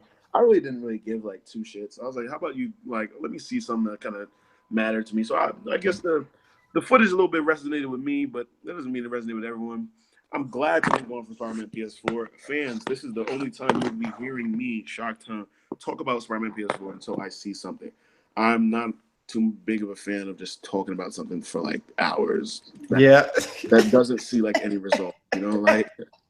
I mean, no disrespect to anyone else that does it, but it feels like such a waste of time. Where it's like, I can speculate for hours. I've read like hundreds, probably thousands of fucking Spider-Man, but like I can't, talk about it blankly, So yeah, and the it's for me. I feel like because of the lack of information that we have, that's what it's all speculation. Yeah, and it's the speculation age. With comic books, man, it's like you just are going rambly, you know what I mean? So I mean, apologies. Thank you all for watching, but I know some of you guys were, saying that, let's move this conversation on. I mean, I was hoping that we could find some sort of resolve, but no, I don't think there would have been a resolve. And my purpose wasn't for there to be a resolve. But I wouldn't just be freaking talking in circles around. But that's what happens when I mean, and I tried my best to listen, and people in the comment section said it this time, and they normally say it, but this stream I talked a little bit more than usual, because the purpose of this was for me to react. Yeah. But like people even say like, Venom, you don't really talk that much in your streams, and you need to just stream by, and it's because I genuinely listen. And the reason for me having Evan come in here, that's why even when you were saying that, I was like, I didn't really say much, but I was like, I recognize that when I'm on streams with you, you usually, our conversations, a lot of it is, you're very attentive, and like your body language, lets the other person know I'm listening. You talk, you know what I mean? So it was pretty peculiar for what he was saying. I'm not going to drag this conversation on too long. Basically, I feel like what I said was the best we could say. I feel like you agree with it too. It seemed like a lot of the problems looked like they were looking at what you said on the most surface level possible. And I was like, this isn't, like, I was surprised that we even had to have this conversation, because I was like, I don't think that necessarily, even if he disagreed, it didn't deserve like an hour video. You know what I mean? Yeah. And I am going to watch the entire video. But when he said he was making our video, I was even like, on what? Like, yeah, I saw you reply on Twitter, and you usually don't reply on Twitter either. I was like, that's not true. That is not true, Shaq. That is not true. I'm trying to get more into the into social media stuff. I'm sometimes busy, and I still am, and I'm doing a lot, but I'm like trying to get more active on social media stuff. But like I just, and I really do want to hear what he has to say, and I don't want him to. And I feel like even with when you asked the question, I was answering your question, and he got so offended. And he did say that he doesn't feel like I'm personally talking about him in my videos, but it seems he takes what I say about this game personally, and it's like I don't know. You know what? I'm not going to use the term, but it's like that culture of like, hey, you're talking about something I like, and I don't like it, so now I feel like hurt because you don't. You know what I mean? So it's like, learn to disagree without being disagreeable. You know what I mean? Like, Yeah. That's mostly I was coming across. Otherwise than that, man, there has to be something else that we could talk. There has to be something else. There has to be something else out there. You're tired of talking. There's literally there literally has to be something else on this planet. Hey, we can get Lucas up in here. Lucas, he's been in the chat the entire time. Do whatever. The down to talk about entire time is not. Look, that is not Spider-Man. Oh, which one? What we gonna talk? What can we talk about? I don't know, man. It was so. I'm tired of talking about him. Lucas said, "Wrap it up." No, stop that. Leave that alone. Leave that alone. Leave that alone. We're not doing that. We are not doing that. We're not even going to facilitate that. As a matter of fact, I think now is just the time to end it. I agree. I agree, Lucas. We're going to end. He said, "Wrap it up." Why? What happened? The chat going crazy. Nothing. We're not even gonna. We do have to catch up though, so we'll do that quick. Like we do. 10 minutes, maybe 5. All right, go ahead, man. I mean, right. I can't go anywhere. I'm not on house arrest, but I can't leave the building because I'm a resident advisor, and today is my duty day, so I cannot leave the building until 8:30 p.m. and it's 4:25. So has time, folks. I'm not going anywhere. We're ignoring every comment about what just happened. Yes. Yes. What comic book mischief came out? We already talked about Guardians of the Galaxy. You said you liked it. The movie? Yeah. How about this? All right. I have my tin hat on. I'm not sure if I talked to you about this already, right? I was suspecting for a long time, right? There was something, I didn't think it was Feige, but I wasn't sure, that was suppressing a lot of storytelling in Marvel movies. Certain aspects of it. Okay. James Gunn said in an interview, he went on live on Facebook, right? And someone asked him, why was what was the villain in Guardians of the Galaxy 1? Why was the guy with the hammer, was it Ronan? Why was Ronan in Guardians of the Galaxy 1 so bad? And most of the directors wouldn't reply to that, you know what I mean? But he goes, we had this writer board that used to say, like, they used to make decisions for a lot of the movies. Yeah, we don't have that anymore. Stay woke. Am I right? Am I right? Stay woke. Am I right? Welcome. We've had that conversation a couple times. It was like, there is something going on. I knew there had to, dude. Now, let me ask you something. Do you think that, so now the directors and the writers can do what they want? Or is it still... No, I'm not going to say, all right, here's my stance, right? I don't think that they were enabled to do what they want. I feel like certain ideas and certain storytelling concepts were scrapped. Okay. And that's what happened with, what's his name? He was going to direct Ant-Man. Same Black wanted a female villain for Iron Man 3. They said no. Yep, and they said no. And then for Ant-Man, who was going to direct it? The director of Scott Pilgrim. Right. He was having beef too. Yeah. Yep. I felt like it was something. And don't get me wrong, I'm a person that really does like Marvel movies. I dig a little bit deeper than a lot of other people do, but I really do like them. But I felt like there was there'd be some times where I'd be like, yo, like, this was missing something. And Guardians of the Galaxy 1 is one of the Marvel movies where I was like, this is missing.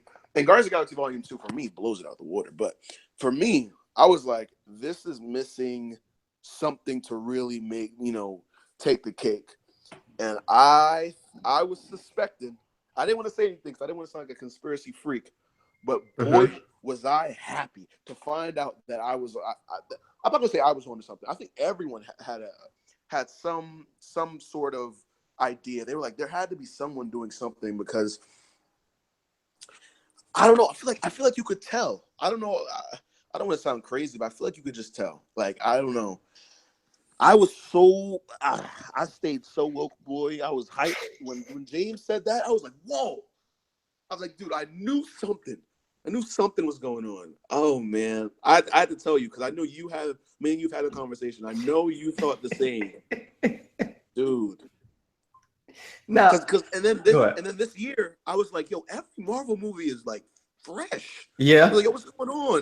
They were fresh too. They were. Like, but like, you know, you would have years where like the Incredible Hulk came out, or like, you know, where it was Ant-Man. And even though I like Ant-Man was not the highlight of that year for me.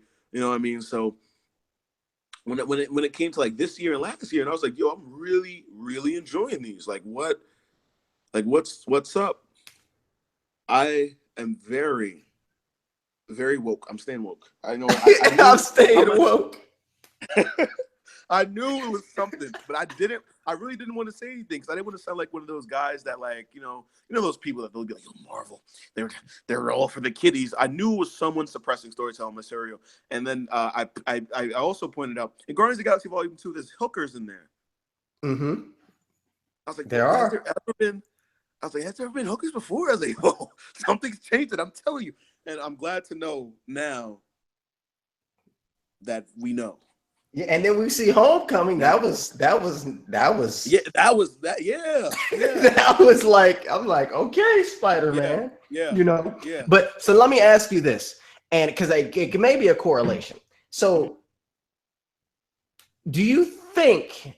Because at first, I remember DC, they were talking about with their movies, they wanted the directors to each do what they wanted to do, and it would all connect. But they can do what they want to do. They can have their own approach. And then it went to Jeff Johns is the person in charge. And now all of a sudden we're talking about other worlds and having just movies come out, right? Do you think that there is a correlation between two? Like, is that what Marvel's going to start doing? No, my thing is, and me and you are one of the, basically, right? There's a certain vitriol on the internet against Zack Snyder. I have no idea what it is. Yeah, that is true. I've never seen the media this hungry, this like really trying to tear him apart with no evidence to suggest why. Like, you thought Michael Bay had it bad. No, Zack gets some horrible things. I mean, so much so that he's not even going to be on the press tour for Justice League. So I'm like this dude, like he knows at this point you're gonna ask him some fucked up shit. Like, he's gonna sit in that chair and you'll be like, okay, so your daughter died, but how much of the movie is yours or Whedon's? Right.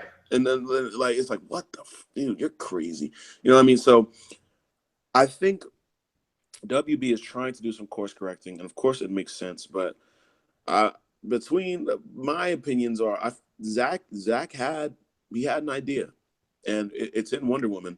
I feel like he's kind of responsible for the time period of Wonder Woman, because I watched. If you guys watch Sucker Punch, I know that's another movie the internet like just didn't get, but they crossed No Man Land in that movie too, and Zack Snyder worked on a story for Wonder Woman with everyone, so I mean his remnants is all in there. At least he'll be able to finish his trilogy with Man of Steel, Batman v Superman, and then Justice League. But I don't think that. I don't want to say anything bad to Johns. Let's see how Aquaman goes. We'll see how things go from now on. But I feel like Snyder was the one with the vision. I think he really had this. Like, we were going to be on schedule. If everything went well and he didn't get this crazy attack on him. I'm sorry, not only that, but the unfortunate circumstances that happened in his life. I think that would have been in a very different circumstance. Because I mean, WB sucks at PR, and now that Jeff is in there, he's of course greenlighting movies. So now we have all these greenlit movies, but no slate, and they haven't really been too angsty to release a slate. So things like that. I mean, for me, I'm not too sure. And the thing is, you literally hear everyone speak on the opposite angle that I am. They're like, I hate Batman vs Superman. I hate Man of Steel. I'm glad Jeff is in charge. Jeff is one of the greatest writers in any facet. Like, he has worked wonders in comic books. Like, he's one of my favorite creative minds. Like, he's great in this facet of media. But when we talk about putting him in charge of, like, this universe, like, I don't know, man. I don't want to speak and sound dismissive or like a fanboy of Snyder, but Feige had so much experience. It's different. Yeah, he did. He definitely, because he's been working with them since like '99. Yeah, He was working with yeah, Fox, then yeah. Sony, and they were going to do the small Marvel universe with X-Men and Spider-Man. Like, Yeah. so like this is not new for him. Do you think that when it comes to when it comes to the DC movies that they're gonna reboot with Flashpoint? Because I think they will. I thought they were gonna reboot in honestly, Justice League. Knowing Jeff's work, nah. What I think they meant, and I've said it a couple of times. Hold up, 1 second. I think I did write out my thoughts. This was back when I thought I was going to upload a YouTube video. No, I didn't. Actually, I did. What am I talking about? Okay, here we are. So what I thought Flashpoint was going to be, because a lot of people heard Flashpoint and they immediately thought the comic book story's impact on the DC universe. I was like, no, because people thought the same exact thing anytime. Like, Civil War was not Civil War as it was in the comics. Like, let's not think directly to that. I thought, right, the Flashpoint film was going to be used as the first film for Barry because it is one of his greatest stories and it's a great introduction. I think that it's great because it's one of the most emotional stories for Barry. It holds Elseworld elements, and WB have shown interest in that for quite some time. Mm-hmm. Snyder was very interested in that. I'm hoping that they don't cut out that Nightmare world in Justice League in theaters, because he said we were supposed to go back to it. I think that it's going to be his first movie because it's great. It's great money wise, box office wise. You can put Batman and Superman in there. You can put a lot of characters in there. So that's one thing to make sure the Flash sells. And then storytelling wise, it's one of his greatest stories. It is. Like, if you held a poll in this stream, how many people were introduced to the Flash with the Flashpoint Paradox animated film, Mm-hmm. I'd be willing to bet it's a majority. That animated film introduced so many people to the Flash. That story has enough pull that the CW built up to it, Right, and held the entire, like, what was it, pilot, and then it was finale to pilot, and it dominated YouTube. So you know what I mean? So there's desire for the story. So I don't think they're in a reboot. A lot of people misinterpret that we haven't taken a financial hit yet. Like, people like they're literally up to snuff with Marvel. I think they've made already a billion. They've made about $1 billion in much less time than it took Marvel. They're doing very well. A lot of people misinterpret how well they're doing. They're doing a lot. but you think that it would take it would need a financial reason for them to financial drop? Yeah, because there's none. Suicide Squad had bad reviews and still hit what, like 700,000? Yeah, 700 million. It was. I'll be honest with you, I don't know, but they won an Academy Award. Yeah, Suicide Squad made 700 mil. Batman vs Superman 800 mil. People can call it a flop all you want. It's still successful in terms of the film, in terms of financially, in terms of budget to box office. Mm-hmm. Man of Steel, budget to box office is still a success, but they're doing good. Like, people often misinterpret internet speaking to financially. Mm-hmm. Now, if we were talking X-Men, it'd be a different conversation. You know what I mean? Apocalypse wasn't the bee's knees financially for the X-Men, but DC's doing good. They're making money, and we're not even talking about what's it called, merchandise. They're doing fine. Justice League's probably going to cross $1 billion. I bet. It should. It better. I hope that movie is good. What? Like, with all the press is getting. Here's what I'm about to drop in here. I guarantee you, because I think you're going to have the same thought.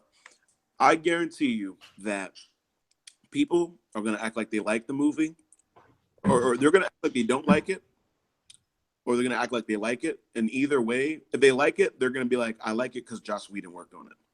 And if they don't like it, they're going to blame it on Zack Snyder. And they're going to be like, the parts I liked, Joss Whedon worked on. Yep. That's the type of idiotic, like... They'll say you can definitely tell that that Joss Whedon had his hand in it because some parts really work. And the other parts, Zack Snyder. That's how. Yeah, that's exactly it. Because you know what? The funny part was when they did when the trailer came out. Jesus Christ, guys, this looks good. Zack's out. Like, and it was the majority that Zack worked on, and like they're currently doing the reshoots, so they couldn't have been in there yet. Like, Dude, I mean, that's how it's gonna be, and you know, it's really unfortunate, but I'm gonna be very interested to talk to people about this in like 10 years, because I guarantee, I think that these films are going to be viewed very differently. You'd be surprised how many movies are classics now, but before, like Fight Club. You know how much bullshit Fight Club got critically? Really?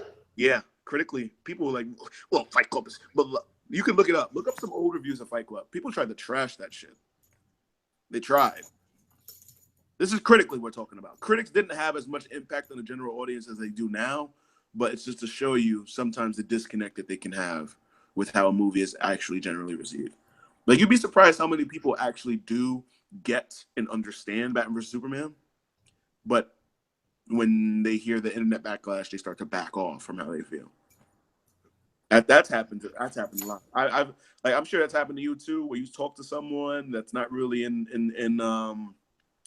the internet space, you know, and you start just talking to them about it, and you know they really get it, but when they start seeing the internet stuff, they're like, wow, what the heck? I didn't know people felt this way. I was talking to this guy the other day too. He saw King Arthur. King Arthur got like bashed by critics, right? But he was telling me how much he liked it, and I was like, wow, you know. King Arthur, the one with dude from what is it called? Sons of Anarchy? Yeah. Yeah. Oh, I haven't seen it, so I don't have an opinion. I haven't seen it either, but I'm just showing you like a little bit of the disconnect between the two. So I mean, I know that there are people in the chat that are ready to like kill me, but hey, I stand by my word, man. Snyder was gonna have some good shit for you guys. I'm telling you. What was his plan again? It was Batman, Flash, Wonder Woman, Shazam, Aquaman, with Justice League 1 and Justice League 2. That was a pretty tight list, in my opinion. No, I liked them trying to create like them come together first and then their separate stories. I thought that would be sweet, but I kind of like the approach of like, because it kind of flips the script a little bit, especially with narratively where it goes, where like Superman's gone now. Now it's really your time to rise. Like, you should step up as a hero type of deal. I like that. I like that. I mean, hey, y'all can talk all the shit you want, but you're watching Justice League in November, so don't talk shit to me. That's true. Hey, we got to stop this stream because I've been listening, but I've been also reading the chat. They're done. And they're done. We need to stop this stream. They are? It's bad in there? We need to stop the stream. We need to stop the stream. All right. So I'm gonna change the title of this video because this is definitely not what it was. We had to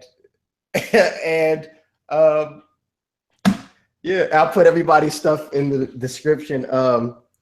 But yeah, so shocked. I want to thank you for coming in. It turned out it was an experience, you know. It was an experience. People enjoyed the stream apparently, and I could see why, because it was entertaining. I hope there was clips of the end of the of that talk. Let's So I want to thank everybody for watching. I've been Tabian. If you like my videos, subscribe to Shocked. Shocked, where can people find you at? Shocked, huh? On YouTube, on Twitter, on everything. And I'm gonna have it in the description along with Evan Filarca. His stuff is gonna be in the description as well for everybody to check out everybody's stuff. Subscribe to all of us. This is not going to be the last stream from me, from more than likely everybody and stuff like that. Subscribe to everybody though. You know, it'll be a fun time. It'll be a fun time. All right, I want to thank everybody for watching. Have a good one. Peace out, y'all. Peace.